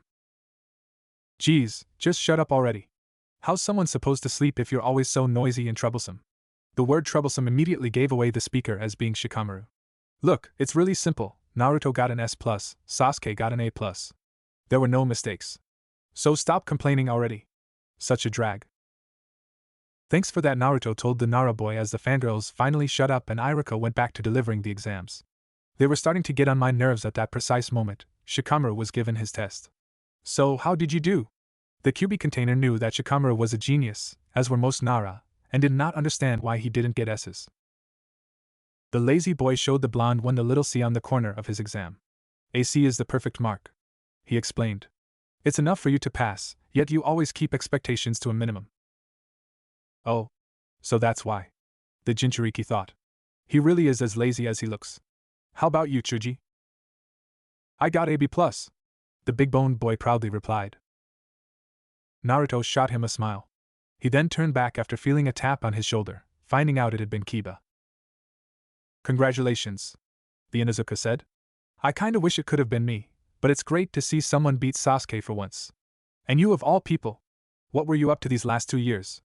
Not giving the blonde an opportunity to answer, not that he would have, anyway, he proceeded.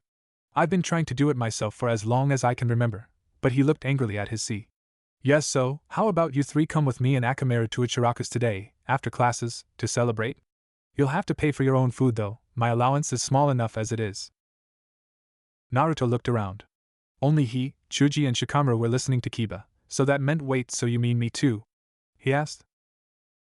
Of course. You're the one who beat the Uchiha, after all, the dog Nin answered. So? I'm always in for food, Chuji said. Sure, why not? Shikamaru followed. As for Naruto, he could only nod, euphoric about being finally included in something. Awesome, Kiba said. Let's meet at the academy entrance when classes end. What took you so long? Kiba yelled at Shikamaru, who was slowly walking towards him, as lazily as ever. We've been waiting for ages. Geez, calm down. It's only been 2 minutes, the Nara heir complained. You're always so troublesome. Let's just get going already. The Inuzuka turned around and started walking, throwing a fist into the air. To Sasuke's defeat. Speaking of him, Naruto had just spotted said boy from the corner of his eye, walking down the street he always took to get home, followed closely by Sakura. Hey guys, do you mind waiting just a minute? There's something I have to take care of. Without waiting for an answer, he ran off towards Sasuke, leaving the 3 other boys wondering why he had done so. Probably wants to make fun of him, or something, Kiba suggested. Hey Sasuke. Sasuke, you bastard! Sasuke!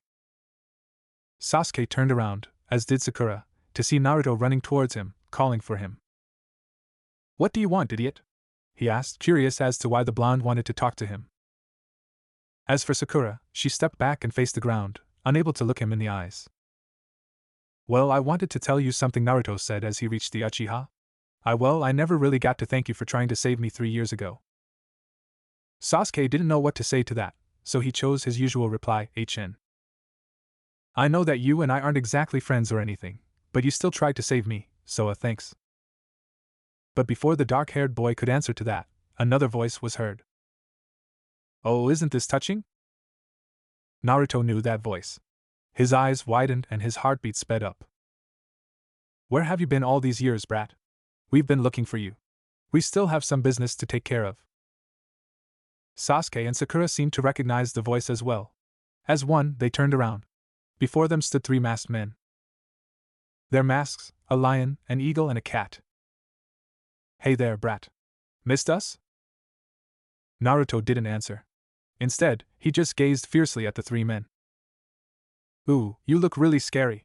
The man in the lion mask mocked, faking a shiver. But unfortunately for you, we were ordered to take you away by any means necessary, so none of your little friends will be able to help you this time. We will stop for nothing.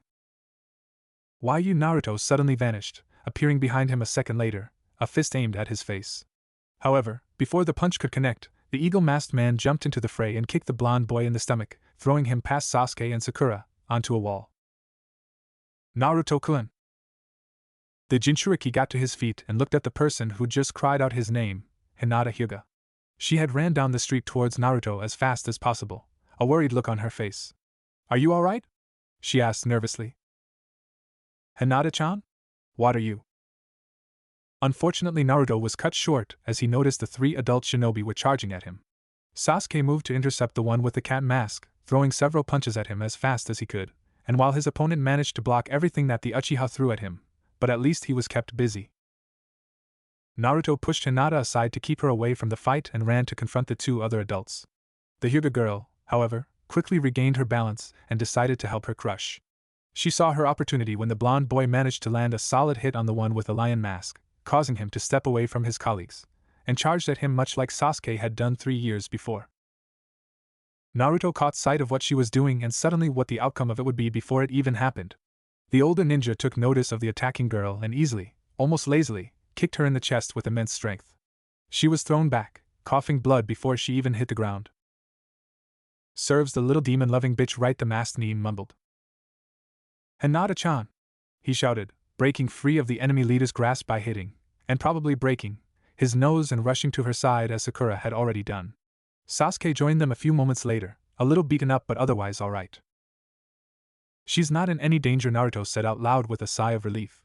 Someone should get her to a hospital, though. We can't keep fighting them here. The man with the eagle mask stated, eyeing the 4 children as his teammates helped him up. His nose was bloody and pulsing with pain. We'll be really screwed if someone else shows up.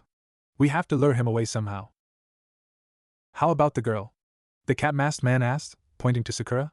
Doesn't the demon have a crush on her? The others immediately got the idea. 2 took out flash bombs from their weapons pouches and threw them. The light momentarily blinded the children, and the third one took advantage of the opening and leapt towards them.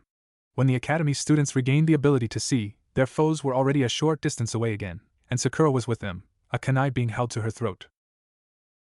Now, brat, either come with us or your little crush here gets it. The 3 vanished with the girl in clouds of smoke, knowing that the blonde boy would be able to track them. Sasuke! Naruto shouted, turning to his classmate. What? The Uchiha replied, carefully looking at the blonde and wondering what was going through his head. Please, take Hinata-chan to the hospital, he said as said girl coughed more blood. Please! Sasuke didn't move. How about you? What are you going to do? He asked. I'm going after them and saving Sakura, of course. I can't abandon her even if she did that to me, Naruto answered seriously.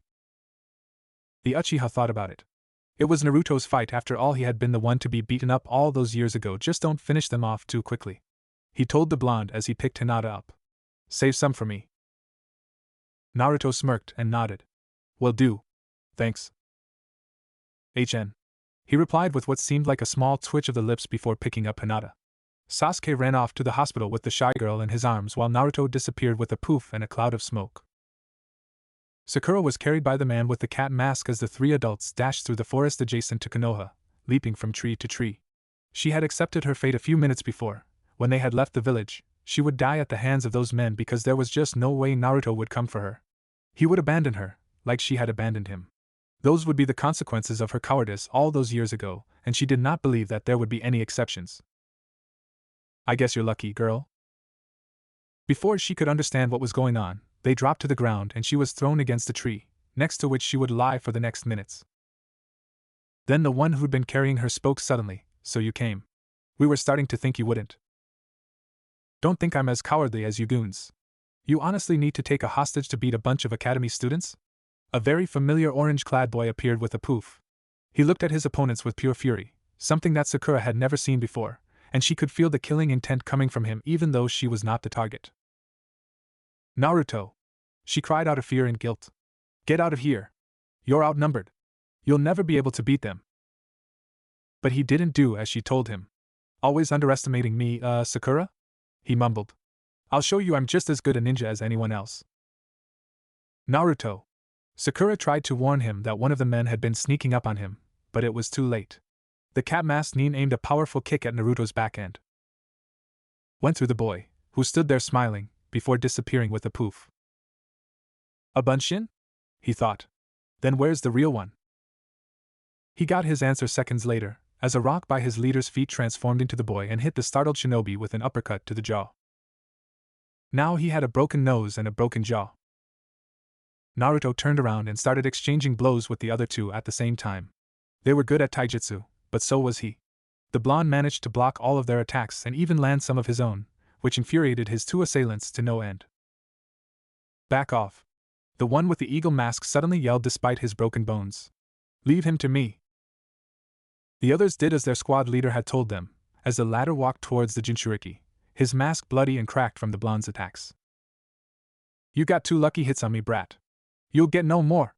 Lightning style, fists of thunder.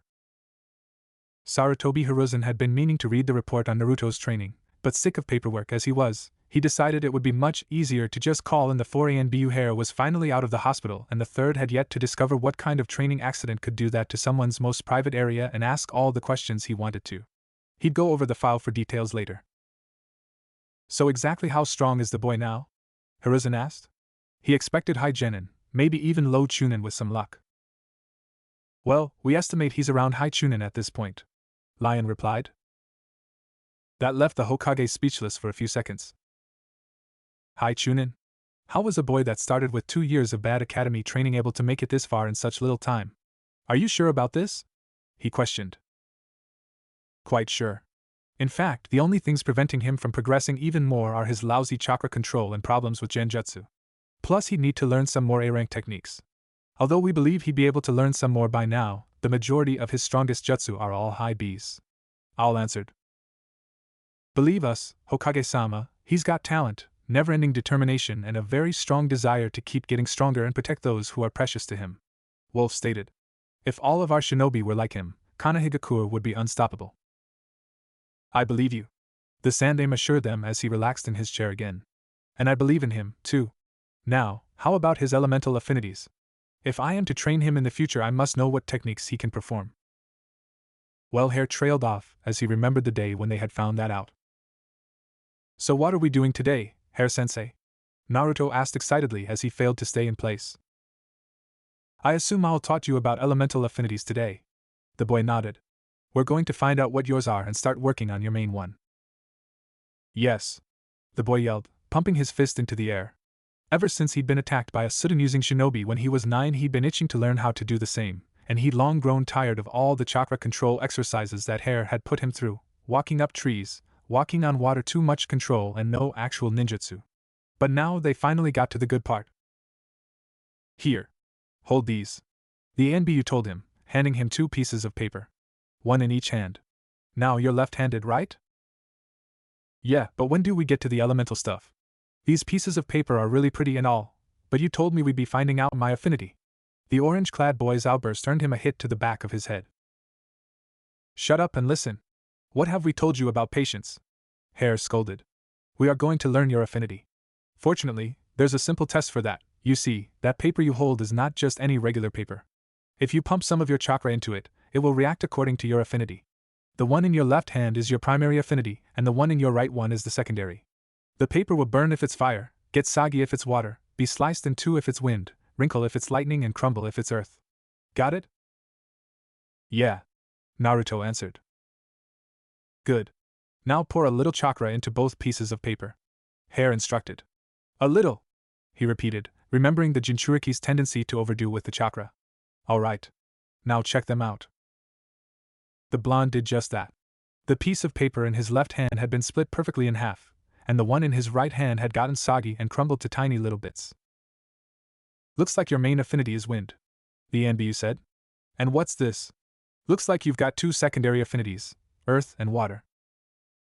Is that a good thing? Is it rare? Naruto inquired.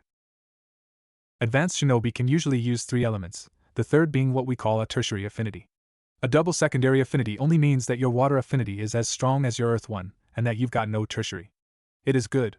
It's not unheard of, but it's not exactly common either. It usually runs in the family. Alright. Let's get started then. So his main is wind and he's got both water and earth as a double secondary, Sarutobi asked. Hi. Also, his secondary affinities are stronger than normal, Hare said. That's good, I'll be able to teach him some earth style, the Hokage muttered. Now how about? Eagle charged at Naruto with electricity running through his hands, and while the boy had never seen that jutsu before, he didn't have to in order to see that getting hit by it would hurt a lot. Blocking was out of the question too, so all that he could do was dodge. That proved to be more difficult than what he'd expected, though his opponent was fast. By examining their technique and style of fighting, Naruto had deduced they were all about Chunin level. He could probably take each of them one-on-one and win, but it'd be very hard fighting the three at the same time. He just hoped the other two didn't jump in. Not until he defeated their leader, at least. The blonde boy fell on his back to avoid a lightning punch and kicked his foe in the stomach as the masked nin leaned over him. The power of the Jinchuriki's blow threw his opponent against a tree and gave him the opportunity he had been looking for. Wind style, wind pulse, he shouted. A strong wind swept the area. It did no damage to any of the other ninja, but the lightning on Eagle's hands faded. What did you do to my lightning? Naruto smirked in cocky satisfaction. Easy. By pumping a lot of wind chakra into this jutsu and having it sweep the battlefield, I can eliminate any right-on technique. 'Cause wind beats lightning, you know? He couldn't eliminate any lightning jutsu, only ones from D to high C rank, and the occasional low B rank, but there was no reason why he'd share that information with the enemy. He had created that jutsu himself with a little help from Hare, but it wasn't completed yet. In fact, it had been a bit of a gamble to use it, since he never tried it out in an actual battle. He was, however, proud and pleased that it's worked. As Hare had said, what better way is there to master a jutsu than to develop or tweak it yourself in order to fully understand it? Oh yeah? Then take this, you brat! Another of the trio yelled from behind him. Water style, water fong bullet. Earth style, earth release wall. The wall that the blonde created absorbed the projectile as if it was nothing. And earth beats water. You should study your elemental jutsu a little harder, Naruto taunted. The eagle-masked shinobi, who had meanwhile gotten up, charged at the boy, as did his subordinates. Soon enough they were again engaged in a taijutsu battle. Wind style, tornado blades. The Jinchuriki shouted. Sharp, deadly blades of wind were shot from his hands, towards his opponents, who managed to dodge most of them and avoid fatal blows to vital areas. That jutsu had been taught to him by Hare, whose affinity was also wind. He hadn't had a chance to work on tweaking it yet, but although he wished it was a little bit faster, he was quite happy with the way it worked. He repeated the technique a few more times, leaving some more cuts and gashes on his three enemies. However, they just kept on charging and shooting their own jutsu at the boy, forcing him to keep moving and dodging, giving him as little time and room as possible. He also got more tired by the minute. Constantly running, jumping and ducking to avoid the blows was taking its toll on him, and that was saying something since he didn't tire easily, but he still wasn't recovered from the 2 years of training. He'd probably need 2 years of sleep to reach his peak again, after all that, and hadn't had the chance to get some decent rest yet. The masked nin got tired much faster than he did, but there were 3 of them and only 1 of Naruto. It didn't take long for the masked opponents to start using tactics that benefited their numbers. One would always fight Naruto with taijutsu, forcing him to block and preventing him from pulling off any techniques. Another one would stay back, throwing weapons and jutsu at him and protecting the third one while he rested. They had been at it for about 10 minutes, when the one with the cat mask, who had been resting, stood up. The boy expected the enemy leader, the one who was fighting him then, to retreat, and the next one, who'd been throwing shuriken non-stop, to come forward, but neither did so. Instead, the viciousness of the punches thrown at him doubled, pushing him even further.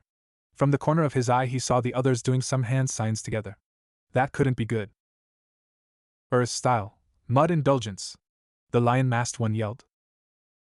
Water style, mouth of evil, the man with the cat mask followed. Naruto had been looking at them, distracted, giving the third one the perfect opening.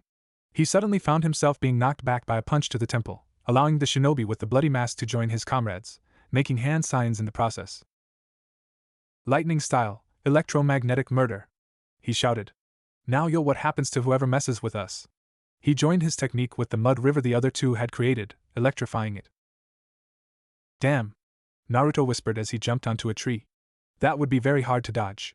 The water gave the mud momentum and fluidity, allowing it to cover a large area in a matter of seconds. The earth gave it the strength to knock trees over, and the electricity ensured that the damage would be more lethal. One touch, and it would all be over.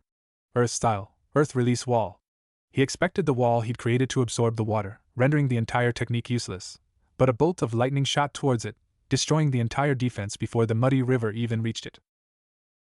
Lightning beats earth, didn't you know? Eagle Mask mocked. Naruto started to panic before making some new seals. No problem. I'll just eliminate the lightning first, then.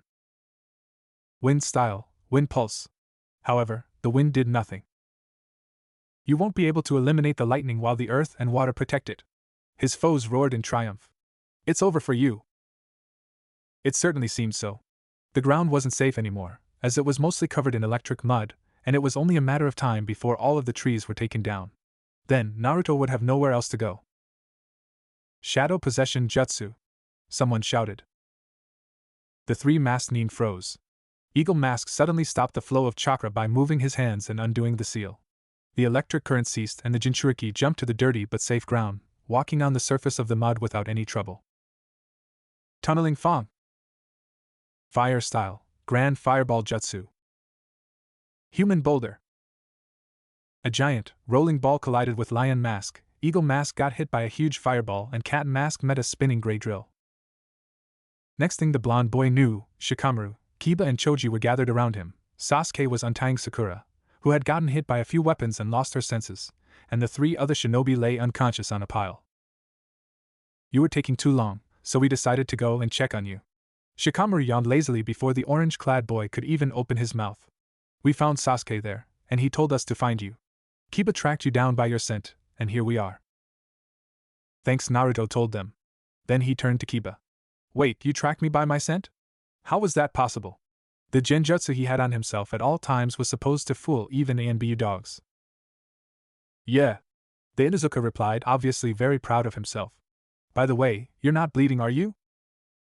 No, why did you ask? Sasuke told us that they hadn't hurt Sakura, Kiba answered. So whose blood was that we found back in the village? Blood? Naruto said, confused.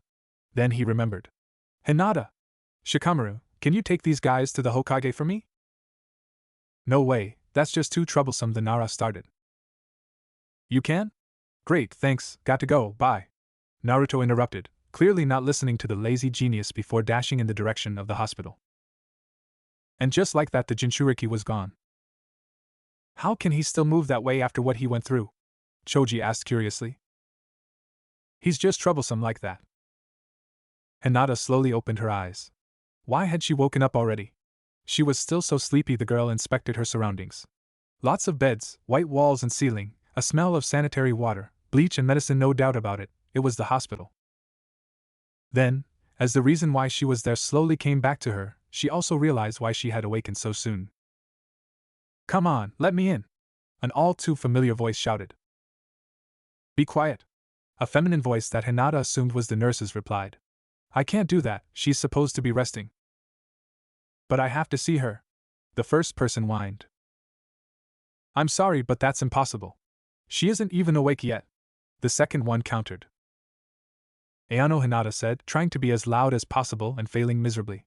I am awake, however. The others seemed to hear her. They were quiet for a few seconds, then the first one spoke again. See? She's awake, now just let me in already. The door burst open and Naruto entered the room, the nurse glaring at his back. Hey, Hinata-chan, I'm glad to see you're alright. He greeted, then pointed to a chair next to her bed. Can I? Hinata nodded and he took the seat. So you are alright, aren't you? Why yes, how about you? She asked with a small blush. Of course that he had to be alright, he hadn't even been hospitalized, and she couldn't put into words the relief she felt because of that, but she wanted to know what had happened. Course I am. We totally kicked those guys' butts.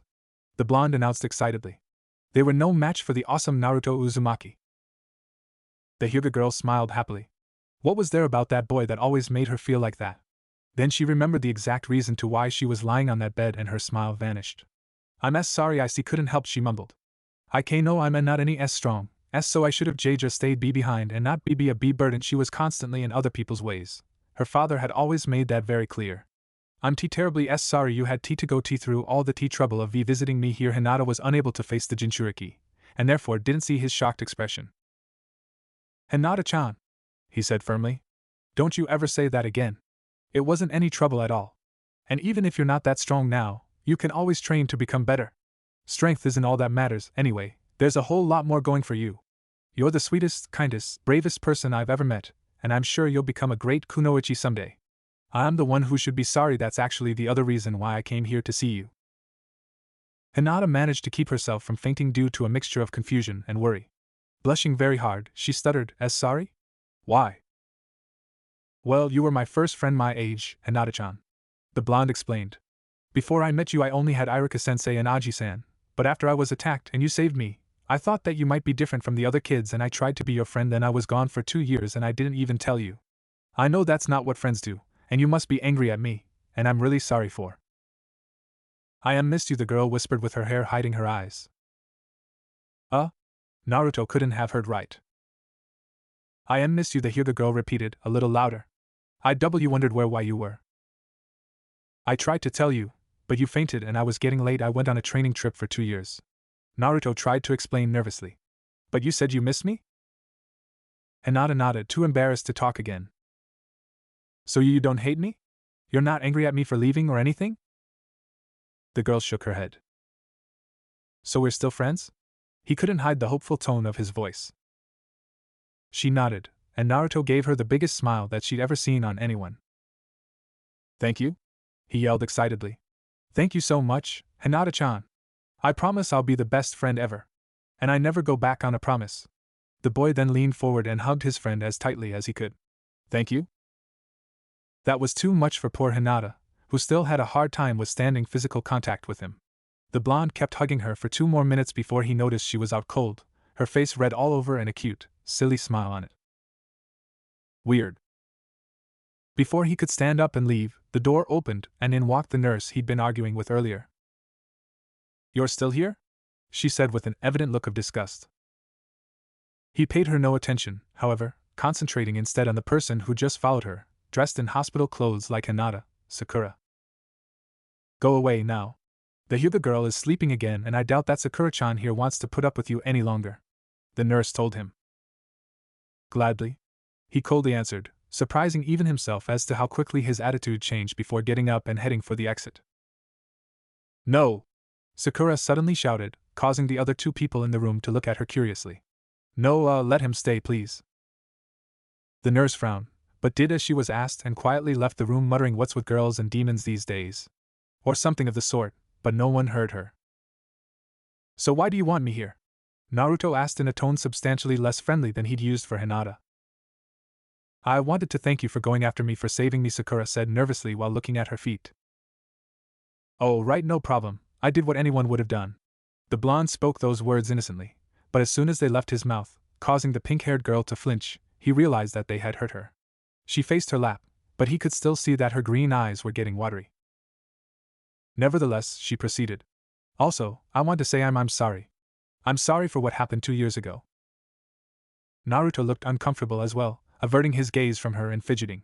Sakura, let's not talk about that. No, I need to get this out of my system. I need to apologize. You could have died, she yelled. I've been feeling terrible ever since. So you're just doing this to relieve your conscience? When he looked back at her, he wasn't angry as she'd feared, but the pain in his eyes hurt her even more. You think a simple apology will make it all better, just like that? Do you even care about me at all? You're right, I could have died.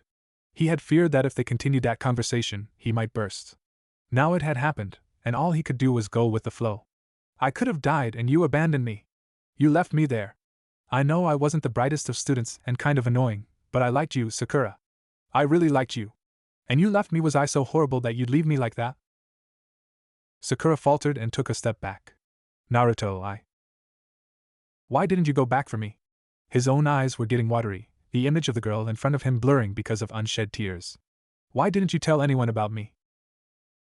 I did, she replied, the tone in her voice almost pleading for him to forgive her. I did go back for you. But there was no one there, only a trail of blood. I thought they'd taken you. Then why didn't you tell anyone? Are you sure you're really sorry, Or is this just a way to ease your conscience? Would you even have apologized at all if I hadn't saved you? If I'd gone back to call someone else instead? Sakura's throat closed as she found himself searching for an answer. Nah.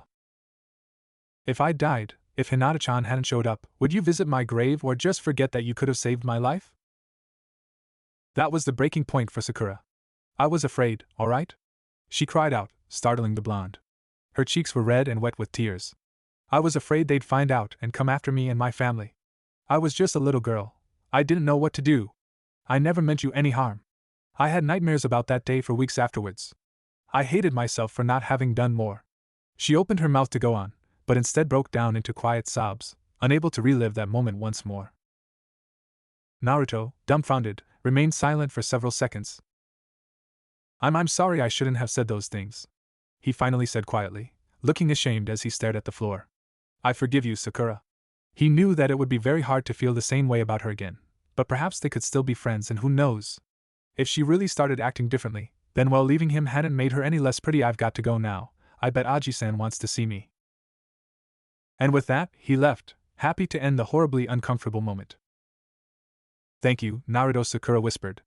You won't regret that. Hinata moved slightly in her bed, thinking about what she'd just heard. Alright, calm down, calm down. The Hokage ordered all the shinobi in his office, who were attempting to deliver several different oral reports at the same time. Calm down at once and tell me what's going on in an orderly manner. There was a fight in the forest. 3 children checked in at the hospital. 3 unidentified masked ninja. Trees burned. Uchiha, who didn't sustain any severe. Brought by a student. Mud and blood all over. Runo Sakura and Hyuga Hinata, who claimed to have attacked. Calm down already, Sarutobi yelled. One at a time. Then the door opened and a familiar blonde walked in. Hey, Aji-san. The blonde greeted happily, ignoring the other people in the room.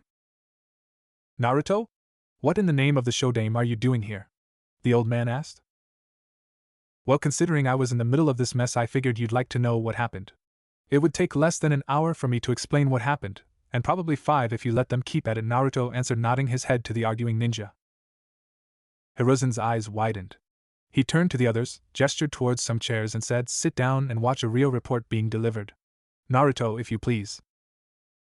So you're telling me that you fought 3 Chunin-level ninja at the same time, survived, managed to keep a hostage alive, and that they were defeated by some academy students in the end? The Hokage asked, earning a nod from the boy. Dog.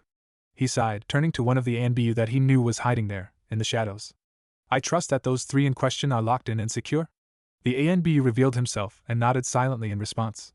Take them to Anko and Ibiki for interrogation as soon as they wake up. Find out who they are, who they work for, and anything else that may be of use. Dog nodded and vanished in a cloud of smoke. Squirrel. Inform your superiors of this. They are to form a squad to clean up the forest. This said, Squirrel was also gone. Monkey. Inform the children's families of what just transpired so we do not get any more confused guests in my office by the end of the day. As soon as Monkey had disappeared, the third turned his attention back to the boy. Naruto. Just how powerful are you? The boy shrugged his shoulders. The Sandaime knew it was an honest answer. I have no doubt that you'll graduate tomorrow. However, given that your sensei seemed to be unable to accurately estimate your strength, plus, with the Chunin exams coming up, I've got so much paperwork to do. He wondered how to break it to the boy and decided to be direct. I'm not going to train you right away. What? The Jinchuriki screamed, just as the Hokage had expected. No fair, Aji-san. You told me you'd train me. I am still going to train you, Naruto, only later. But if you behave, I promise I'll make it up to you. The old man explained with a gentle smile. How? The blonde asked. You'll see soon enough. Now leave, please, I've still got a lot of work to do. The Sandaime ordered. The boy opened his mouth to argue, but he added, the sooner I get done with the paperwork, the sooner I'll train you. It took Naruto only 3 seconds to leave the office. The following day, Naruto was happy to see that Hinata and Sakura had been allowed out of the hospital and were in condition to take the graduation exam. Not only that, but Sakura seemed well enough to be up for her usual fight over Sasuke with Ino. The Jinchuriki spotted Hinata sitting alone in the back of the room. Now that he knew she wasn't mad, he could stop avoiding her. With a silly, joyous smile, he headed towards her, only to stop when Ino and Sakura blocked his path unintentionally, their eyes locked on each other, and electricity running rampant between them. In between yells of Ino pig and billboard brow, the boy was able to let out a "Could you let me pass, please?" "You baka!" Ino shouted, immediately forgetting that she was in a stare-off with Sakura moments before, raising a hand to slap him. "Don't interrupt us." Naruto was more than ready to avoid or, if needed, block the hit, but it wasn't necessary. "Don't hit Naruto, pig!" Sakura grabbed Ino's wrist and twisted her arm behind her back. After a brief glance of confusion at the Haruno girl, the blonde Yamanaka broke free and the two resumed their fight, although the subject had changed. Ignoring Ino's enraged "Why did you defend the idiot, billboard brow?" yell, Naruto walked past them with a smirk on his face, whispering "thank you" to Sakura when he brushed against her. "Kiba Inuzuka, please perform the minimum number of bunshin," Iruka called out as he entered the room when the blonde reached his chair. The dog Nin and his partner, Akamaru, got in front of the class. The exam consisted in producing as many bunshin as one could, requiring at least one to pass. Kiba was able to make 2, although the second one dispelled in a second, without a command. Sakura was next, and she got an impressive 3 stable bunshin. Hinata surprised everyone by achieving 4 bunshin. Sasuke got applauded by his fan club when he got 10 bunshin in the room. The rest of the boys just rolled their eyes. "Naruto Uzumaki," Iruka called out. And it was finally his turn. He stepped in front of the class and waited for his teacher's order. "You may begin." He made a hand seal and released his chakra. White smoke filled the entire room, along with several dozen poof sounds. When the smoke was gone, the classroom was completely filled with clones. They were on the walls and ceiling, under desks and chairs, and on top of them too, inside cupboards and somehow, shelves, on top of each other. "They didn't all fit, so I created some outside too," Naruto said, pointing at the window. "On top of trees, on the playground, in the hallways of the academy." "Alright, that's enough.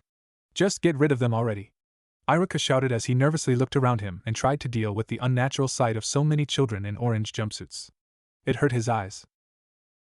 More poofs and white smoke, and all of the clones were gone. The blonde boy looked at the Chunin examiners to check their reactions.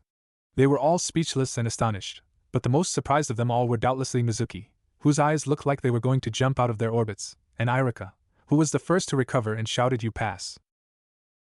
Naruto smirked confidently as he recalled the time when he had first succeeded in doing that jutsu, with hair.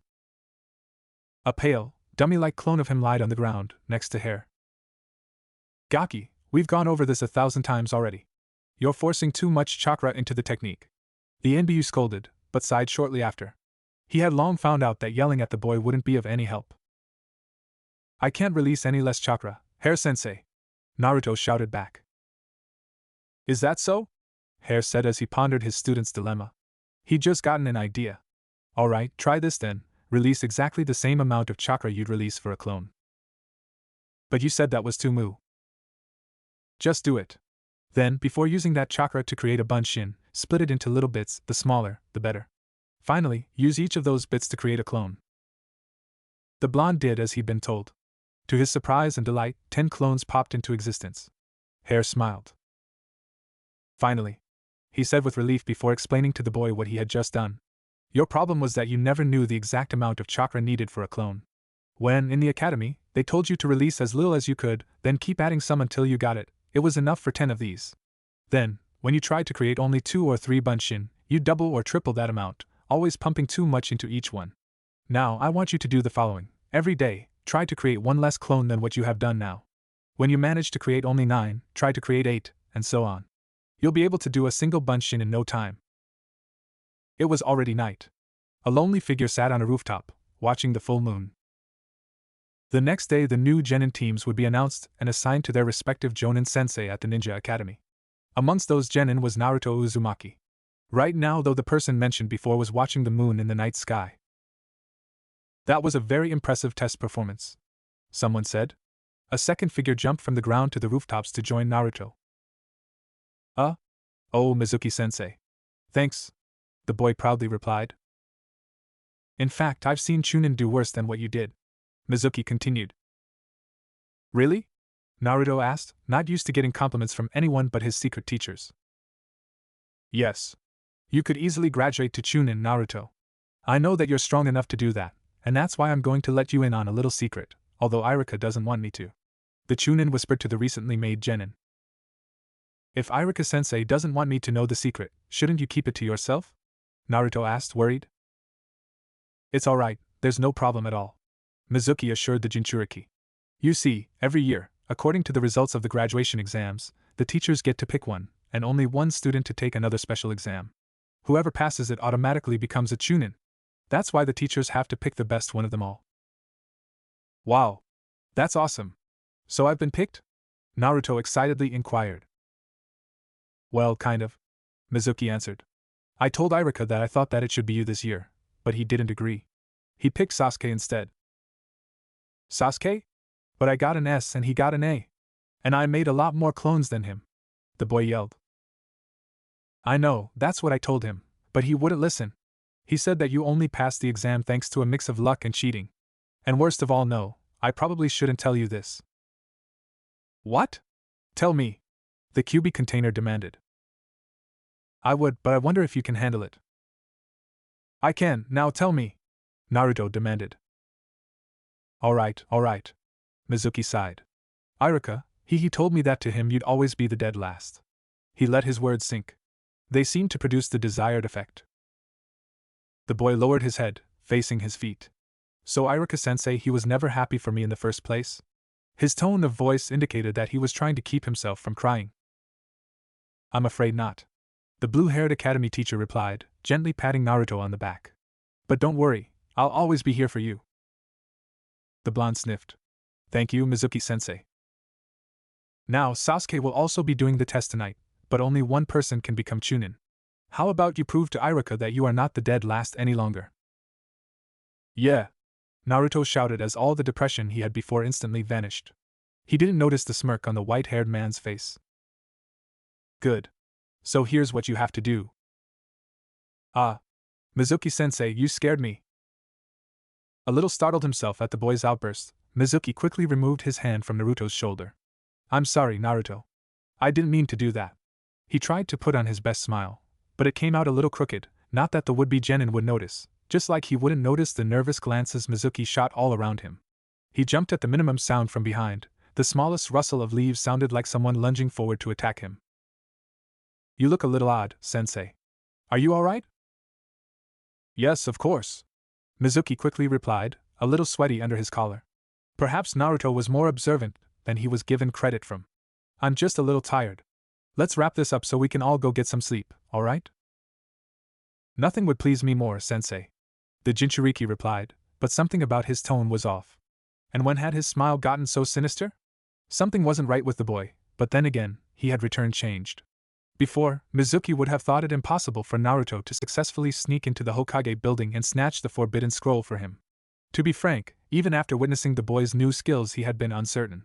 But he dared to hope, and there he was, carrying the SC. Wait. Mizuki's eyebrows rose ever so slightly. Naruto, where's the scroll? Oh, an academy student like me wouldn't know, sensei, but perhaps you can ask Aji-san yourself. On cue with Naruto's words, the third Hokage walked into the clearing draped in his usual robes and hat, flanked by 2 A and B with their hands already on the hilts of their weapons. Surrender now, Mizuki, Hiruzen said threateningly, his voice laced with steel and anger he hadn't needed to use in years. And perhaps we can consider being lenient with you. The sound of the Hokage's voice was enough to send all of Mizuki's plans crumbling down in his mind. How had he found out? Naruto had told him that was the only way. But had the boy been aware of his intentions all this time? Was it all just an act? Had Mizuki been the one played? In a frenzied panic he thought on his feet, grabbing Naruto and pressing a kunai to his throat hard enough to make the boy squirm. His eyes were wide and frightened as he looked back at the Hokage, who seemed perfectly impassive before the whole scene. To hell with the forbidden scroll. He'd be lucky to make it out alive. No, he whispered quietly, a maniacal smile making its way to his face. Hiruzen remained completely still, and it only frightened Mizuki more. What was the old man planning? I don't think so. You let me go or I cut the brat's throat. Don't think I won't do it. Put the kunai down, Mizuki, the Hokage calmly instructed, not even sparing a glance at Naruto. Before you regret it. Like hell, you crazy old man. Who knows what you'll do to me if I surrender? I'll be leaving this shithole of a village now and there's nothing you can do to stop me. Nodding to reassure himself, Mizuki started walking backwards, never taking his eyes off of the third. Hokage-sama, should we dash? One of the ANBU began, but Hiruzen cut him off, shaking his head. No. Let Naruto handle it. Naruto? What does he mean? Narrate. Before he even had a chance to complete his thoughts, he felt the tip of something sharp coming into contact with his back lightly. The boy he was holding exploded in a cloud of smoke. No, a solid clone? You're the second person to hold a knife to my throat like that. A voice announced from behind him. He jumped back before they had the chance to impale him, and saw that it was Naruto. It didn't work out too well for them either. Multi. And no, Mizuki's eyes widened as he recognized the seal and the words. Shadow Clone Jutsu. Suddenly, hundreds of Naruto clones filled every inch of terrain available, making fun of Mizuki, mocking him, taunting and, on some occasion, giving him the finger. The traitor only had time to let out a horrified scream before all of the clones descended upon him. The next day, Naruto got to the academy earlier than usual, because it was probably the last day he'd be there as a student, or because he was so excited with the team placements, or both. The boys spotted Ino and Sakura fighting over Sasuke, and as always, the Uchiha didn't seem to give a damn. Shino was sitting quietly and alone on a desk by the far end of the room. Naruto decided to be nicer to the Aburame from then on, and tried to befriend him. Shino didn't seem to have any friends at all, and the blonde knew all too well how painful it was to be alone all the time, even if the bug boy didn't show it. And Hinata asleep with her head on her desk. Happy that the girl was already there, he went and sat down next to her. Her mouth was slightly open, forming a delicate O, and she had the most adorable blush on her cheeks, contrasting perfectly with the lovely tone of her skin. Naruto-kun, she mumbled, stirring, moving closer to the boy in question and taking a deep breath, almost as if smelling him. So cute, he thought, only realizing the meaning of the words moments later. Wait, did I just think that? No. I like Sakura, right? But he couldn't lie to himself, and at that moment Hinata looked cuter than Sakura ever had. Then, as much as he hated doing that deep down, he gently shook the Hyuga awake so as to stop staring at her. Not that she doesn't look cute when she's awake. To wait again. Where are these coming from? And Naruto-kun? The girl whispered softly, slowly opening her eyes and sitting up straight. She had had a wonderful dream about the orange-clad boy before her. It was almost too bad she'd woken up, but she didn't complain, since that meant being with the real one. I'm glad you're awake, Hinata-chan. He hadn't told her anything about the night before and didn't plan on doing so yet. Iruka-sensei should be getting here any minute to reveal the teams. I really hope I get to be in yours. Iruka and the rest of the class arrived within the 10 minutes that followed. The recently graduated genin were unusually quiet that day, due to being extremely excited about the team placements, and urged their sensei to speak, something that had never happened before. Very well then, it's time I tell you what team you will be in, he said after waiting a bit for the children to be silent. Team 1 will be composed of Noda Yamaguchi, Yuki Kakawa and Toyo Kitasaki. Hinata was just as anxious as Naruto, if not more, to find out who would be her teammates. She hoped with all her heart that she could be together with the blonde and was extremely happy that he felt the same way about her. She caught Sakura stealing glances at him, but quickly dismissed it. Iruka continued down the list. Team 7 will be Naruto Uzumaki. This is it, Hinata-chan, he whispered, as if it was needed. The girl had never been paid more attention to Iruka in all of her life. Sasuke Uchiha? What? No. Why do I get stuck with Sasuke? This is not fair. The Uchiha replied to Naruto's outburst with his trademark grunt. By then, every girl that hadn't been assigned to a team yet was just as attentive as the Hyuga. It was the big moment, time to see which of them got into Sasuke's squad. As for Sakura, she really wanted it to be her. Not only would she get who in her opinion was the coolest and most handsome boy in the class, and a chance to rub it in Ino's face until the end of her days, but she'd also have more opportunities to show Naruto that she'd changed. For some reason she couldn't quite understand, she really wanted to be friends with him again. And Hinata Hyuga. Your sensei will be Kakashi Hatake. Hinata's surprised eep was muffled by the moans of every other girl in the room, who considered it very unfair that someone who didn't even want Sasuke got in his team. This is awesome, Hinata-chan. We made it. We got in the same team. Naruto yelled, enveloping said girl in a bone-crushing hug and overloading her senses, causing her to faint with a colossal blush. Iruka held back a chuckle as he watched his favorite student's reaction and the girl who not so secretly had a crush on him. Team 8 will have Kiba Inuzuka, Shino Aburame and Sakura Haruno. Your sensei will be Kurenai Yuhi. The pinkette looked doubtfully at her new team. She knew Kiba hit on as many girls he could find, and although for some reason he had never tried it on her, she deduced, from the strange looks he was giving her, that it wouldn't be that long before he did. And Shino was well creepy. Iruka sighed as he continued down the list and prepared for the oncoming assault on his ears. Team 10 will be Shikamaru Nara, Choji Akimichi, and Ino Yamanaka. Your sensei will be Asuma Sarutobi. What? The Yamanaka girl shouted. She had gotten the lazy ass and the fatty instead of Sasuke? Her only consolation was that Sakura wasn't much better. She had the creepy bug boy and the perverted mutt. On second thought, maybe Shikamaru and Shuji weren't so bad. Iruka gave Ino a stern look. That's it. Now you are to meet your new sensei here right after lunch in 1 hour. By the way, Jonin do not appreciate late genin, so try to make it on time. The third Hokage sat alone in his office, thinking about the genin teams. Building a genin team was always a tricky task, so it was left for the Hokage to do. Of course he didn't do it alone, seeing as he didn't know most of the children well enough to achieve effective placements. But although he was advised by their academy teachers and usually went along with what they said, he had the final say in the matter. The majority of the kids hadn't been that difficult to handle, but he paid special attention to 9 of them, the ones that the teachers labeled the most likely to eventually qualify to be at least special jonin. Team 10 had by far been the easiest of them all. He wouldn't want to undo the famous Ino Shikicho trio, and Asuma, who had worked with the original ones several times, would be perfect as their sensei. The other 2 had been slightly more difficult. He knew that Sasuke would have to be placed in Kakashi's team to have his Sharingan trained, even though it hadn't activated yet. As for Naruto, Kurenai wouldn't be of much use as his sensei, seeing as she specialized in genjutsu, which the boy wasn't so good at. Since Team 7 already had 2 boys in it, that left Shino and Kiba with the genjutsu mistress in order to maintain the 2-to-1 boy and girl ratio. Then came Sakura.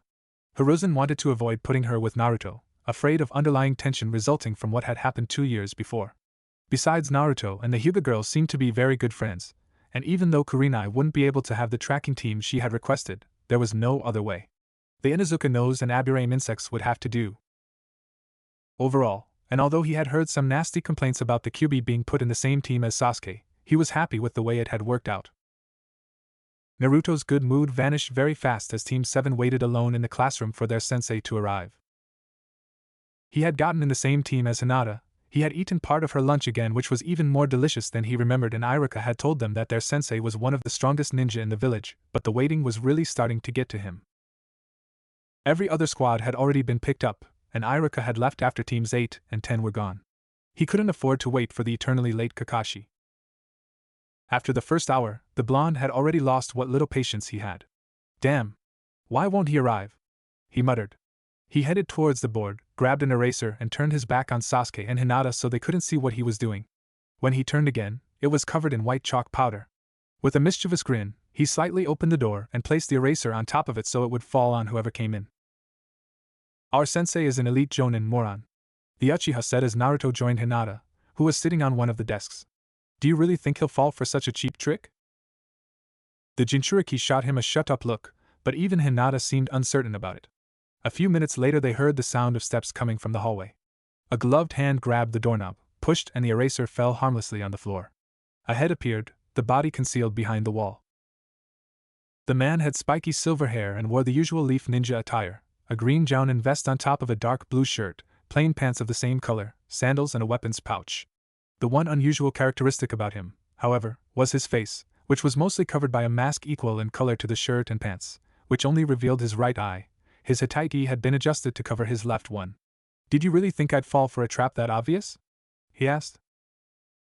Suddenly, the eraser expelled more powder than it could possibly contain right onto the grown man's face with a hissing noise, enveloping him in a chalky cloud of pure white. As the target of the trap coughed nonstop, Naruto rolled on the floor laughing. Hinata let out a small giggle that no one heard and Sasuke smirked, amused and surprised about the blonde's actual plan. Kakashi got rid of the annoying substance by blowing it away with a weak futon jutsu, and caught a glance of the eraser that was still on the ground. It had a simple seal drawn over it. So they stored the chalk there with a small containment seal and had it release a futon when it went off to blow it onto my face. That's clever, he thought, but the words that came out of his mouth were, my first view of the team, you're a bunch of idiots. Meet me on the roof. When the 3 genin got to the roof, their sensei was already there, reading a small book with an orange cover while letting out several girlish giggles. As soon as he saw them, he hastily hid the book and gestured for them to have a seat. Well, let's begin with introducing yourselves, he said. Tell me your likes and dislikes, your hobbies, dreams for the future, and things like that. Why don't you go first? Naruto suggested. You look kind of suspicious. Me? Oh, well, my name is Hataki Kakashi. I don't feel like telling you my likes or dislikes. I have lots of hobbies. Dreams for the future. So all you told us was your name? Naruto pointed out. Now it's your turn. Let's start with you there on the right. The Jonin said, pointing to Naruto. Yash. My name is Naruto Uzumaki. I like cup ramen. I like it even more when Irika-sensei pays for my ramen. I also like Hinata-chan and all of my friends. Said girl blushed like mad. I dislike the 3 minutes it takes for ramen to cook. My dream is to become the Hokage and have all of the people in this village acknowledge my existence. Hobbies pranks, I guess. I see, Kakashi said, sweat dropping and rubbing his head. Next. My name is Sasuke Uchiha, the boy said with a sinister look. There are lots of things I don't like and I don't really like anything. And I can't really call it a dream, but I have an ambition. The resurrection of my clan and to kill a certain someone. He better not mean me, Naruto thought, looking at Sasuke with wide eyes. He hated to admit it, but the Uchiha creeped him out sometimes.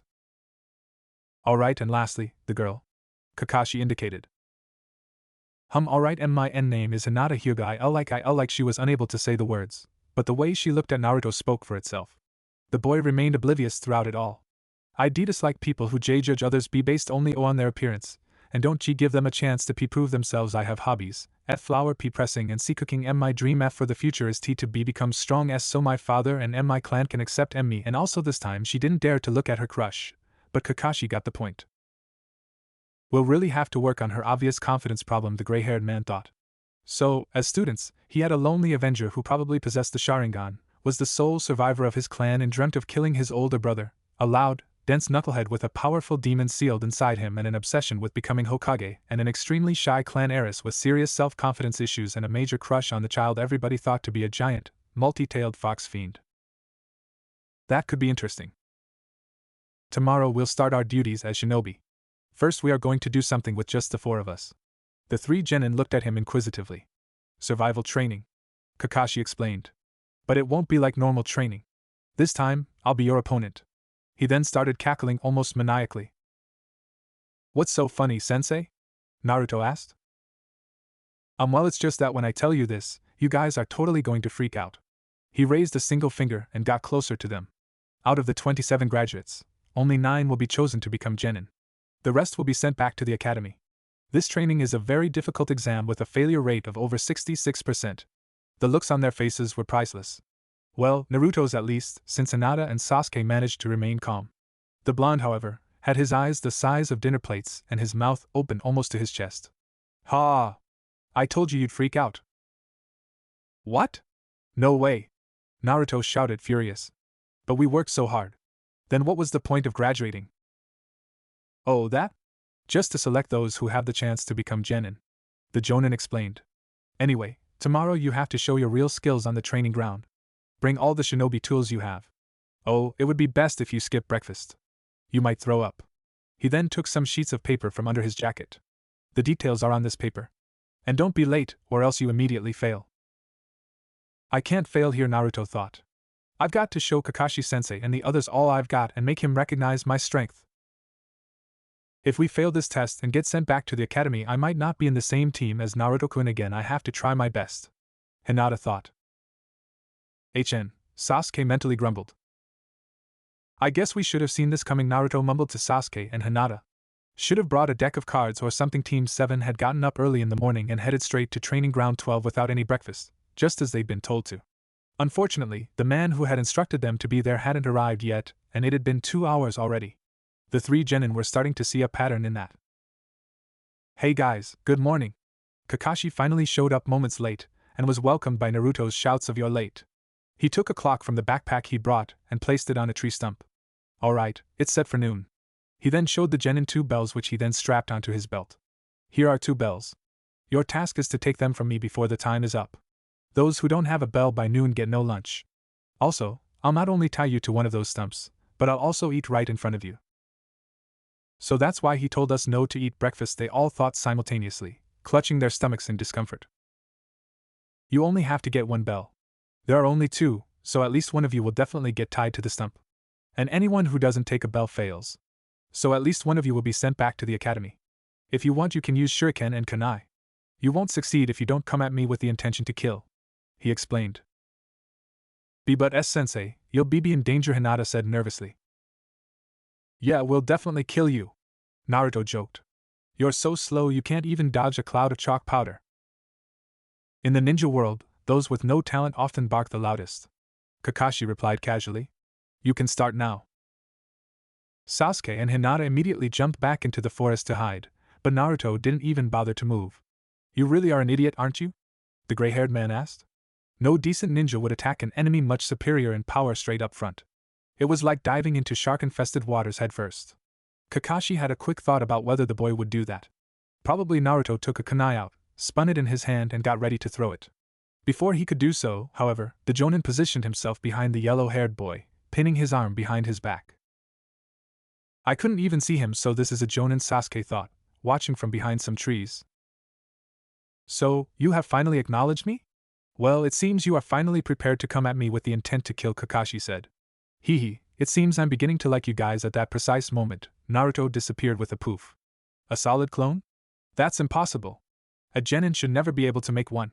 Maybe he'd have to be a little more cautious with those three." Naruto and Hinata sat together hidden amongst some bushes after having just seen the boy's clone being dispelled. Sasuke had ran off to somewhere, probably planning to steal the bells by himself. "That idiot!" Naruto complained. "He said it himself, our sensei is an elite jounin. He'll never be able to defeat him alone. We've all got to work together." "But and Naruto-kun, there are only T2 bells," Hinata said.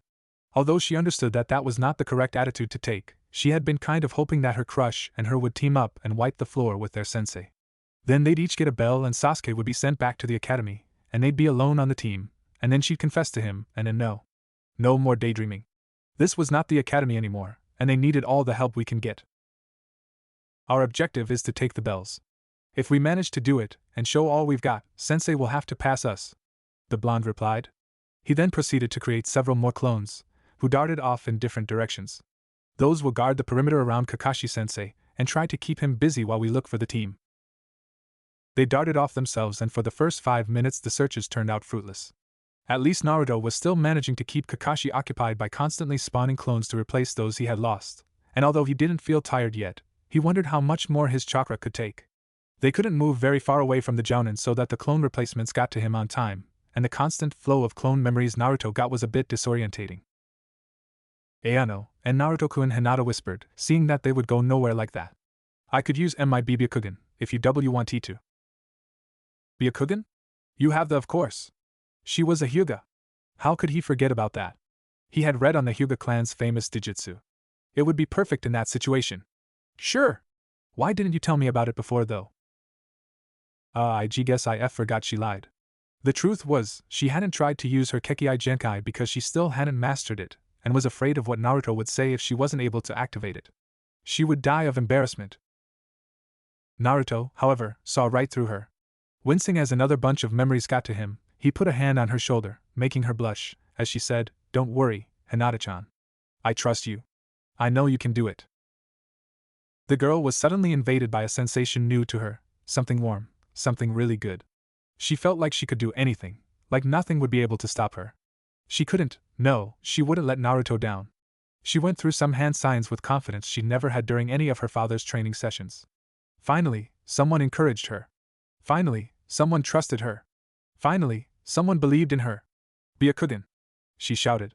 Chakra came to her eyes with more ease than ever before, and she noticed she could also see a little farther, up to 200 meters, which completely shattered her previous record of 100. 2 o'clock, about 150 meters from here. They weren't even halfway through when Naruto visibly shuddered and yelled, "He's coming!" So far, Kakashi hadn't seen any teamwork at all, but that didn't mean he wasn't impressed. With the blonde, at least.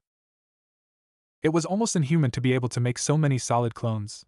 Was that the work of the kyuubi no Yoko? One thing that was surely not the work of the fox, however, was his taijutsu.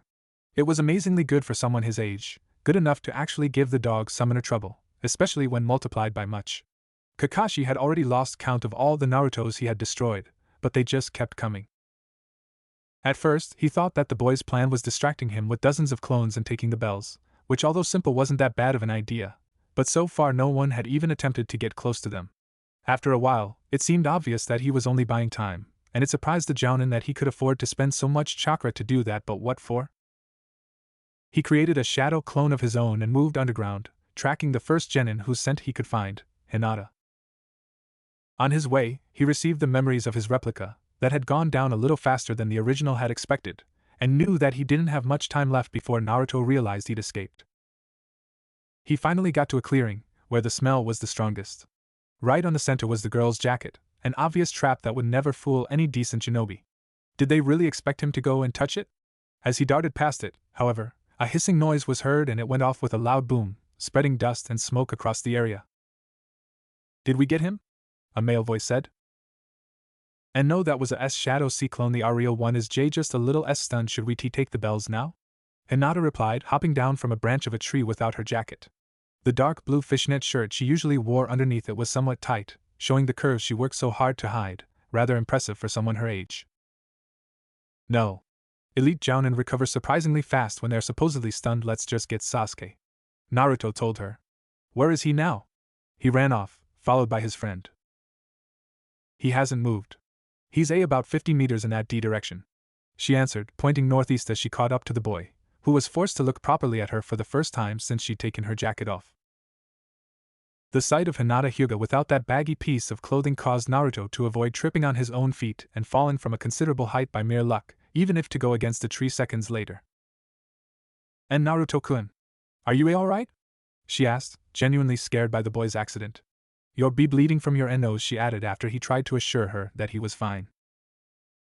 "Oh, right." He quickly wiped the blood from his face with his sleeve, not feeling the need to inform her that it was not due to the hit that he had a nosebleed. Why had he never noticed that about Hinata before?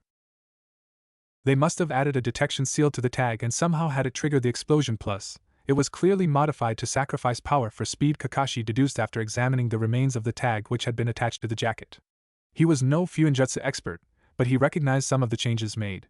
It was required that every Jounin knew at least the basics of seals. But that had been made by a fresh genin. Now, although it was a bit risky to keep on the offensive, he was getting more and more curious about their abilities and he hadn't seen Sasuke yet. He caught Hinata's scent again. Seeing as Naruto was with her, he found it a bit strange that he couldn't smell him as well, but quickly dismissed it. A quick shunshin and "Yo," he said, appearing before Knucklehead and Clan Eris. "I don't know what you're planning, but I'm afraid I can't let you go any further." Opposite to what the masked Nin had expected, the blonde just sighed. "Guess we'll just have to take those bells now," then he said, charging against his sensei immediately after. "I thought I'd told you not to underestimate me. Lesson number 1, never charge your opponent recklessly," Kakashi said as he took the boy down by simply sweeping his feet off the ground with his leg. "Got it," the blonde shouted, his clone disappearing, the real one throwing some kunai at the Jounin from behind him. He easily dodged them and got behind Hinata. Lesson number 2, never let your opponent sneak up on you. He aimed a punch to her back but ended up hitting a log. "Gee, got it," she whispered from behind the dog summoner, failing to hit him with the Juken strike. He then attempted to cast a genjutsu on the girl, but it didn't work, since she dispelled it, maybe a little too easily for a genin. The gray-haired Jounin's sweat dropped. Punching another clone of Naruto, he said, "Guess you don't need lesson number 3, know your genjutsu then, right? Kick, knee, elbow." 3 more clones were gone. "How about kick, swipe, kick ninjutsu?" "Sorry," yelled a voice from amongst the trees. "Already know that too." Sasuke jumped out from who knows where, his hands forming the tiger seal and his cheeks swollen. "Fire style, grand fireball jutsu." Kakashi, taken by surprise by the Uchiha's early mastering of elemental jutsu, did nothing to stop the fireball as it enveloped him and everything within a 3-meter radius. However, when the fire was gone, there was a charred log where he had been standing. The 3 genin then decided it was best to be cautious and position themselves in a circle, back to back, waiting for their sensei to come out and whispering to each other, much to Kakashi's delight. Not only are they very skilled, they also seem to realize the importance of teamwork, he thought. Maybe I could just pass them now, but I'd like to know what else they can do. It wouldn't be long before Hinata decided to activate her Byakugan, so he had to use what little time he had to attack first. Offense is the best defense, they say. He created 2 shadow clones and had each of them attack one of the boys while he took care of Hinata. It wasn't as easy as he thought, though. The Byakugan user had seen the clones coming and they were able to dispel one of them with one of Naruto's own. After that, Naruto and Sasuke teamed up to eliminate the other one, and meanwhile, the real Kakashi hadn't been able to land a single hit on the girl. In all honesty, her taijutsu was a bit sloppy and he hadn't seen a single display of ninjutsu from her yet, but her dodging was formidable, even if he wasn't trying his best to defeat her. In between strikes, he saw the ramen lover and the Uchiha whisper from the corner of his eye. Sasuke nodded and next thing he knew, he was being attacked from all directions by orange-clad Kage Bunshins. Shaking his head, he sighed. When would Naruto learn that shadow clones wouldn't work?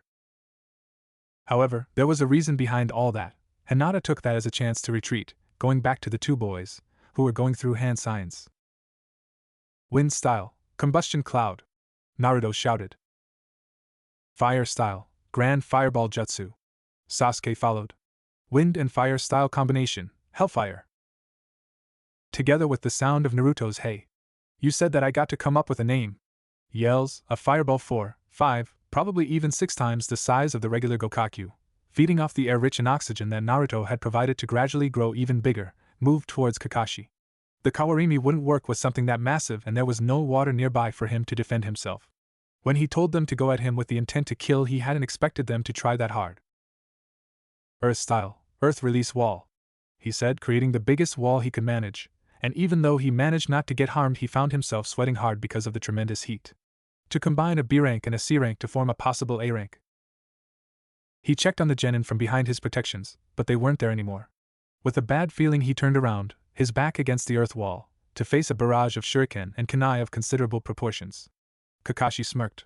It had been a very good jutsu and combination of attacks, overall a nice effort, but avoiding and defending himself against projectiles, even if many, was just basic for any decent jonin. He grabbed a kunai of his own and started deflecting all of the incoming weapons. By the time he noticed Hinata's absence, it was already too late. One of the last shuriken transformed into the girl, her arm pulled back and her palm open, ready to deliver a gentle fist strike. The copy Nin hadn't been ready to dodge and got hit by her in the abdominal area, which was not too bad, considering she'd been aiming for the heart. That was some good teamwork. I guess that will be enough. Clutching his stomach, Kakashi raised a hand. Alright, that's enough, he announced. You weren't able to take the bells, but... What are you talking about, sensei? They're right here, Naruto shouted, holding the objects in question. What? When did they how? The older man thought. He did his best to conceal his surprise, however, as he looked down at his belt. With all the fighting, he hadn't even taken a proper look at it. Clever. A simple touch was all it took to cause the bells strapped to his waist to vanish with a poof and some smoke. Here you go, Hinata-chan, the blonde said, handing her a bell. And here you go, idiot, he continued, shoving the other one into Sasuke's hands. And Naruto-kun, I don't want it, and not if it means you won't get one, the shy girl said, meaning to return hers to the boy. No. You and that loser need them more than I do. If I go back to the academy, I'll just end up graduating again in a couple of days, Sasuke interrupted. Don't be so cocky, bastard. His attitude had surprised Naruto. Maybe he wasn't so bad after all, even if still a cold, arrogant little prick with a Hokage monument-sized stick up his ass. I'll be the one to graduate in 2 days. Unbelievable. The fight about who gets the bells has already turned into a competition. Ayano Sasuke-san, you can have MIB bell if you want to you, and Naruto-kun should be the ones to pass. I barely did anything. Hinata-chan. If it wasn't for you, I wouldn't have been able to snatch the bells. Alright, that's enough, Kakashi yelled. The 3 genin had even forgot about him. You all pass. Congratulations. You are the first team to do so. Covering his ears so as not to hear Naruto's what? He proceeded. A ninja must see underneath the underneath. Those who break the rules of the ninja world are trash, but those who abandon their comrades are worse than trash. The true objective of this exercise was to work as a team, even if that meant that one of you would be sent back. The fact that there were only 2 bells should have caused you to compete with each other, yet you knew you'd only be able to get them by working together. Plus you didn't fight for them in the end. I'm also surprised you were actually able to take them, even if just because I underestimated you. I'll be looking forward to working with you. Hinata, I'll be at your house tomorrow to inform your father of this. I'm sure he already knows what you're getting into, but it's standard procedure. You're all dismissed. Sasuke had already left to the Uchiha compound, not bothering to spend more time with his teammates, leaving them alone by the Hokage tower. Hinata-chan, how about we go and have lunch somewhere to celebrate? I'd also like to make it up to you for ruining your jacket, Naruto said excitedly, scratching the back of his head with an apologetic grin. Ignoring the little voice in her mind that insisted that it would almost be like a date with him, Hinata forced herself to be convinced that it was only as friends and teammates. It's alright, I got plenty of them at home, you don't have to make it up F for me if you don't want to. The boy sighed and shook his head. Hinata-chan, when will you learn? You're not a burden or a nuisance of any type, I enjoy spending time with you. We're friends, after all. His eyes, which had been gazing at her face, slowly moved down to her breast for what could be the 100th time that day. He quickly realized what he was doing and looked at her face again before she could notice, then repeated it all over again. He was young, but he was still a man. Now, it's a bit cold, will it take long for you to get home and get another jacket or something? I think so, my house is kind of far from here. She finished her sentence in the shape of a thought, and father won't let me out again once I go in. I see, well, I guess you'll just have to use this then, Naruto said, taking off his own jacket and handing it to Hinata. He had a plain black t-shirt underneath. I'm not that cold. You don't mind, do you? Mind? It was like a dream come true. She took the orange piece of clothing from the blonde's hands with wide eyes and a crimson face. It smelled of forest, and ramen. It smelled of Naruto. As she put it on, she felt the warmth envelop her, almost as if he was hugging her. Arigato. No problem. Now, have you ever eaten at Ichiraku's? It was obvious that he'd been dying to ask that from the very beginning of the conversation, and the girl couldn't help but to giggle at his silly grin. It was wonderful, the way he shared that kind of raw emotion with the world, sometimes. As for Ichiraku's, she'd gone there several times to watch a certain knucklehead, but she'd never actually eaten there. And no. The boy was practically bouncing out of his skin at this point. You have got to try it then. There's no better ramen in the whole world. He then grabbed her hand and guided her through the village, before realizing something and coming to an abrupt stop. That is, if you want to go somewhere else, I'd be happy to. I'd love to try Ichiraku's with you, and Naruto-kun. Hinata interrupted, touched that he was willing to give up on his favorite restaurant because of her. Did that mean that he liked her more than he liked ramen? The boy put on a foxy grin. Great. He then led her the rest of the way and into a small establishment, where an old, gray-haired man dressed as a cook and a brown-haired girl greeted them. Naruto, the old man said. It was good to see that there were at least some people that didn't hate him. I see you've brought your girlfriend along today. She's quite a catch. Hinata blushed even more because of the teasing and the fact that she was still holding hands with the boy. They hastily let go of each other, and she bowed low to the two ramen chefs. Hello, my name is Hinata Hyuga. It's a pleasure to meet you. They returned the bow and introduced themselves as well. I'm Tucci, and this is my daughter Ayam. The old man informed her. So, Naruto, what's it gonna be today? The usual, Aji-san. He replied before turning to his teammate. What are you going to have, Hinata-chan? I'll have a bowl of miso ramen, please, she said nervously. I am. Tucci yelled to his daughter, who had meanwhile gone back to the kitchen. 8 miso and 2 pork. After that he went off to join her so that they could have the massive order ready as fast as possible. So Hinata-chan, how's your training been going? Naruto asked, attempting to break the uncomfortable silence that had been created. Hinata smiled, happy at the attention she was being given, and opened her mouth to answer, but was interrupted by Naruto! A feminine voice shouted. The two teammates spun in their seats. There came Sakura, running towards them. Hi, Naruto. Hi, Hinata. Sakura-san. The Hyuga replied with a bow, while the boy went for a more informal hey. Sakura sat down on the chair by his left, while Hinata occupied the one on his right. The pinkette eyed the blue-haired girl suspiciously. Why is she wearing your jacket? She asked, surprising even herself because of the hint of jealousy in her voice. It's kind of cold and I blew up hers, so I lent her mine so we could have lunch together without her having to go home to get another one, he said matter-of-factly, not noticing anything out of the ordinary. I was just asking her how she has been doing with her training. Oh, my training is going great, the Haruno girl said excitedly, once more preventing Hinata from speaking. We passed Kurenai-sensei's test. You should have seen us. There was this sort of obstacle course, right, and we had to get to the end, and the last one would get sent back to the academy. But we wouldn't be able to get through some of the obstacles if we didn't work together, but we were competing against each other, see? How had she been able to say all of that without a single breath in between? And it was me who came up with the idea to it. Was then that the food arrived. Sakura ignored that and kept talking until Naruto and Hinata were both finished. The blonde was sorry that had turned out such a lousy time for Hinata, who hadn't had the chance to speak since Sakura had showed up, but he was also happy that the pink-haired girl was actually trying to become a better kunoichi and was able to see past the appearance of her teammates and put the team before herself. She was obviously very proud of herself too. "Wow, it's this late already?" he said, taking a glance at the clock on the wall. "I promised Gigi-san I'd meet him 5 minutes ago." He quickly got up and said goodbye to both girls. As he left, he whispered to Hinata, "Sorry about that. I promise I'll make it up to you with another meal someday." The two kunoichi watched him go until he was gone from sight. "I guess I should be going too. See you around, Hinata." She had just exited Ichiraku's when a hand grabbed her shoulder, stopping her from going any further. It was, of course, the Hyuga girl, still in Naruto's jacket, which he had forgotten. "Sakura-san, please wait. I'd like to ask you something," she said, trying to control her stuttering. Sakura moaned childishly. "Does it have to be now? Ino will be at Sasuke-kun's door in a while and I don't want to leave him alone with her." "It won't be long. Please, I really need to know," Hinata told the pinkette, tightening the hold on her shoulder. The green-eyed girl sighed in defeat. "Fine, what do you want to know, then?" The shy girl looked around to make sure there was no one nearby. She then went back to facing Sakura with the most serious look she'd ever had in her whole life. "What was that about you abandoning Naruto-kun? What was that about you abandoning Naruto-kun?" Sakura broke free of Hinata's grasp and took a step back, her eyes widening. Whatever she'd been expecting to hear from the shy girl, it was certainly not that. How do you know of that?" the pinkette asked, terrified.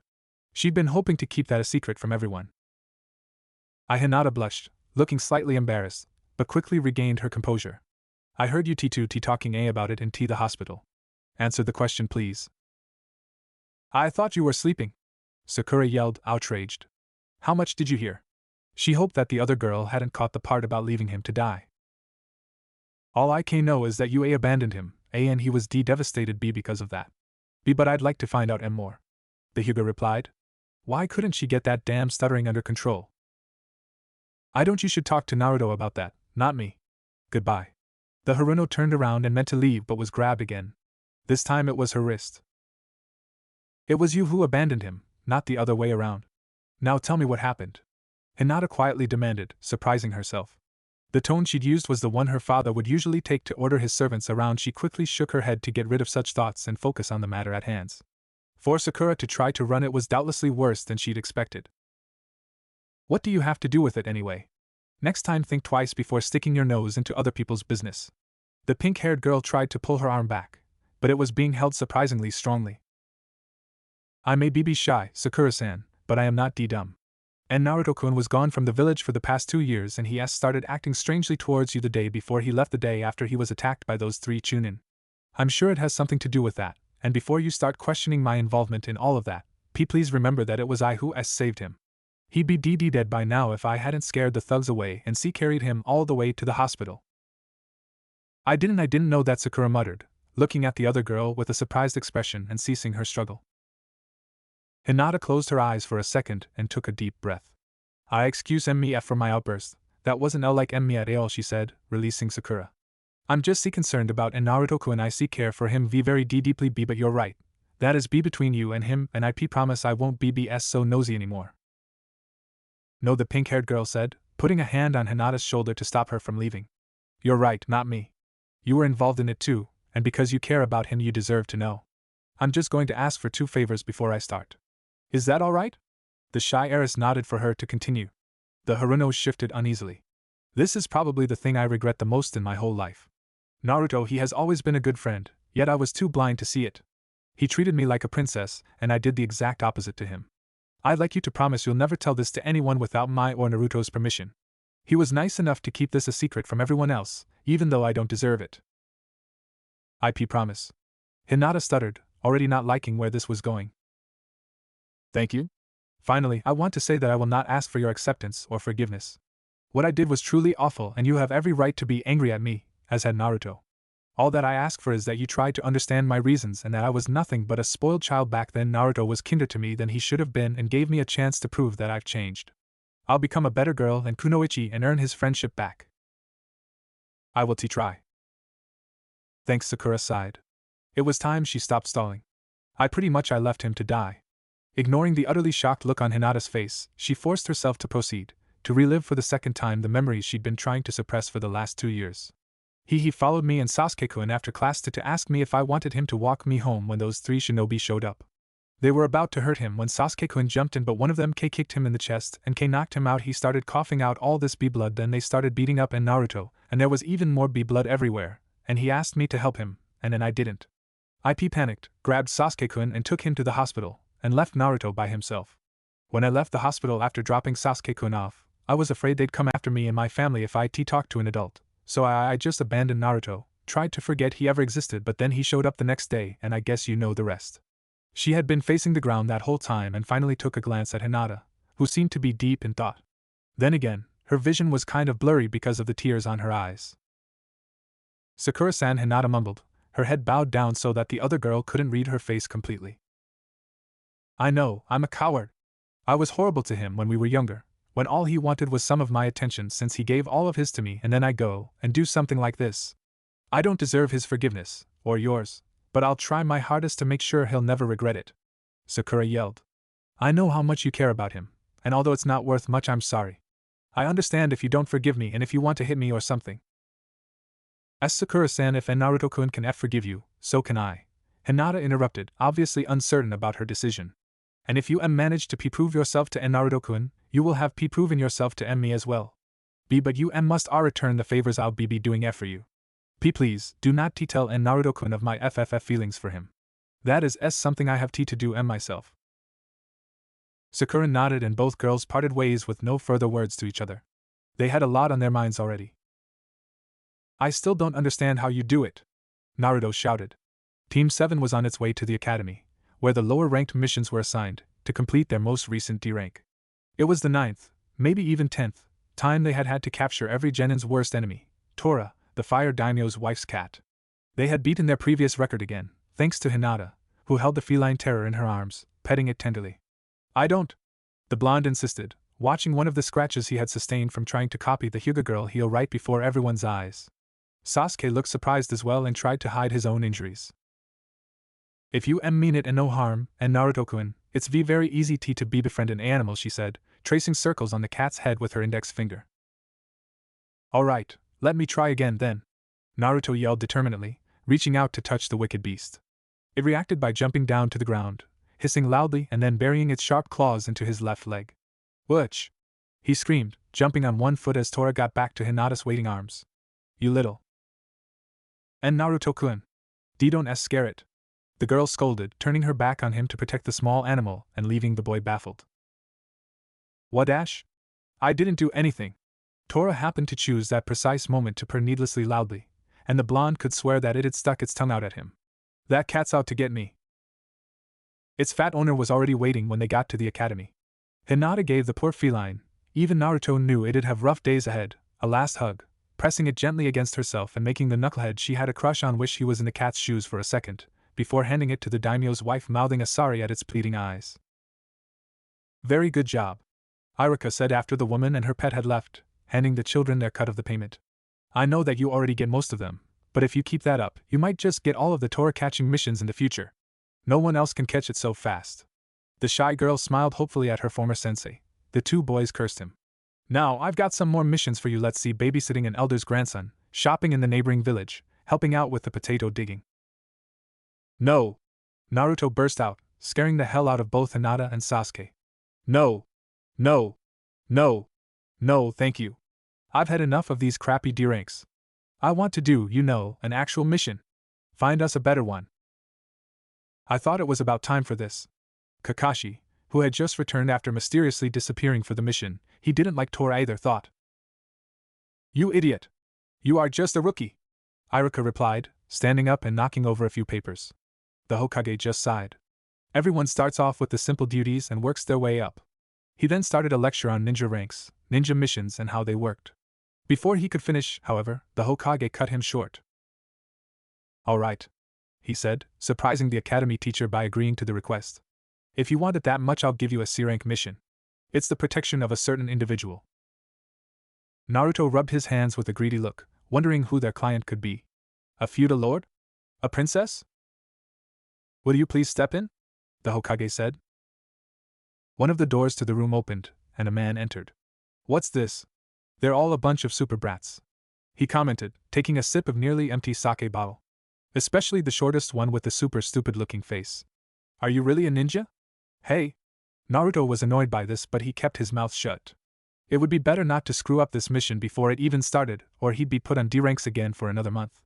I'm the super expert bridge builder Tazuna. I expect you to provide me super protection until I get back to my country and complete the bridge. About half an hour later, Team 7 was at the main gate, ready to leave on their mission. All that was missing was their sensei.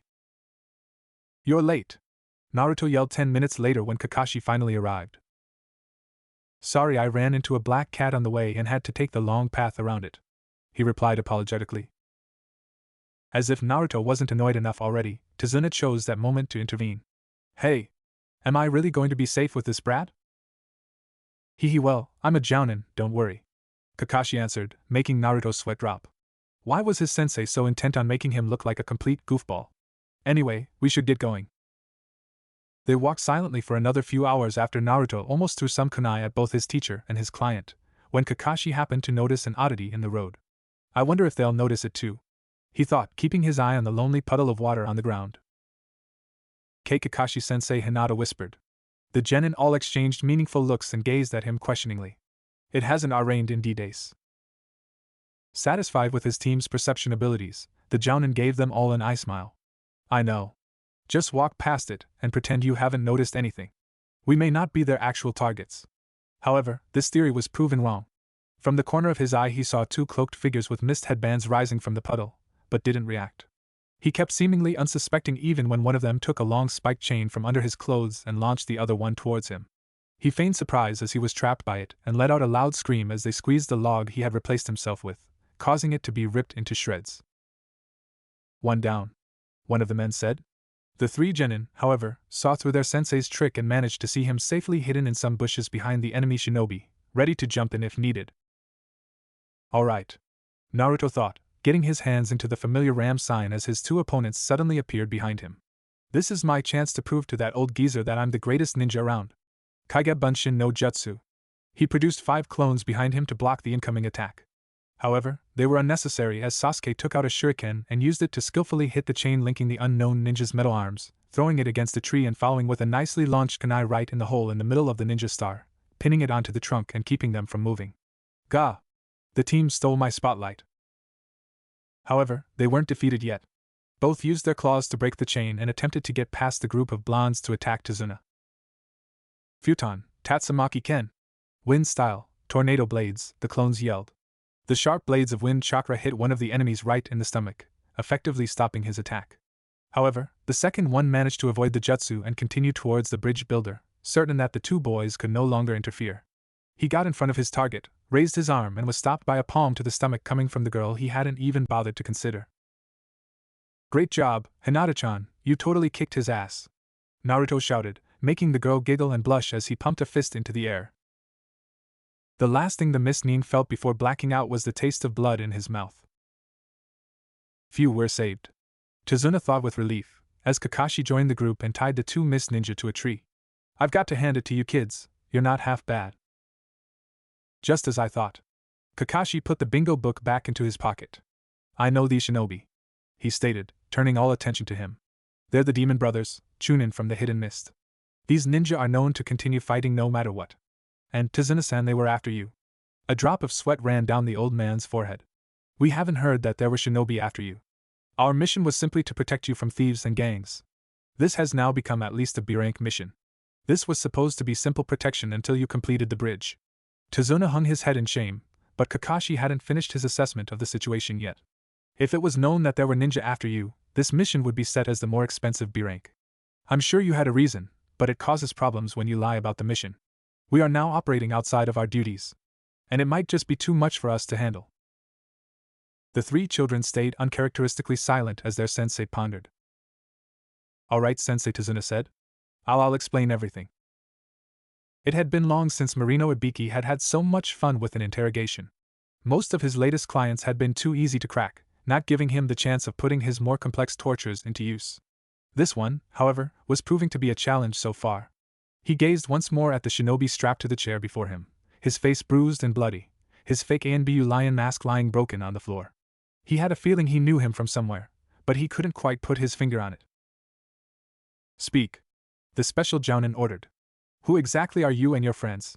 The sooner you tell me, the sooner your pain will end. All of yours. He paused to hear muffled screams from 2 other rooms in the interrogation chambers, where Cat and Eagle were also being questioned. Screw you, was what he got as a reply. Wrong answer, Ibiki said, taking a scroll from a table right next to him. Before he could proceed, however, one of the other doors burst open. Ibiki! Yelled a purple-haired woman with no pupils on her brown eyes. She was wearing a beige trench coat with a tight fishnet shirt that barely covered her breasts underneath. Anko. I take it you've made progress with Cat. Sort of. Take a look at this, she said, holding out a clenched fist, which she opened to reveal a small object which looked like a coin. It was made of some gray metal, probably iron or tin, and about the size of an adult's thumb. The most interesting thing about it, however, was the symbol on the center. It was the symbol of Konoha which they used to see on leaf headbands with the cross over it. What do you think it means? This is very interesting. Where did you find it? Ibiki asked, taking the object and examining the other side, which was the same as the one he'd seen. It was stuck to Cat's forehead with some sort of sealing jutsu, hidden beneath the mask. I managed to take it off using one of the basic seal breaker tags. Anko told her superior, looking at him for some kind of explanation. All Ibiki did was turn back to the beaten shinobi on the chair and rip his hitaiti off. Just as he'd expected, he found the same object on his forehead. Unfortunately, I don't know what this means yet. But I will find out. Report this to Hokage-sama. I'll be here, working on this one. Anko nodded and left immediately, leaving the head interrogator and his victim alone again. Looks like you've got some more explaining to do now, the former said matter-of-factly. What's the meaning of all this? Lion spat some blood onto Ibiki's perfectly polished shoes. Go to hell, he answered. Ibiki could only smile. Again, wrong answer. Let's see how you like this. He went back to the scroll and unsealed a hammer, 4 nails, 2 20-inch needles and a strange vial full of some green liquid. This is going to be fun. For me, that is. Meanwhile, Team 7 and Tazuna were being transported through a misty river in a canoe. The wave country is at the base of the bridge, Tazuna said. We should be seeing it soon. Sure enough, the bridge came into view moments later. Wow, it's huge, Naruto whispered. We'll be there soon, the guide informed them. Tazuna, it looks like we've avoided detection so far, but just in case, we'll take the route that has vegetation. It will make it harder for them to spot us. Tazuna thanked the man as the canoe went through a tunnel. They stopped a few minutes later, next to a wooden shack. This is it for me. Goodbye and good luck. Yeah, the bridge builder replied. Super thanks. All right, now get me home safely. How did I let myself get dragged into this? Kakashi thought. If we get attacked again, it will surely not be a Chunin, but Jounin level. However,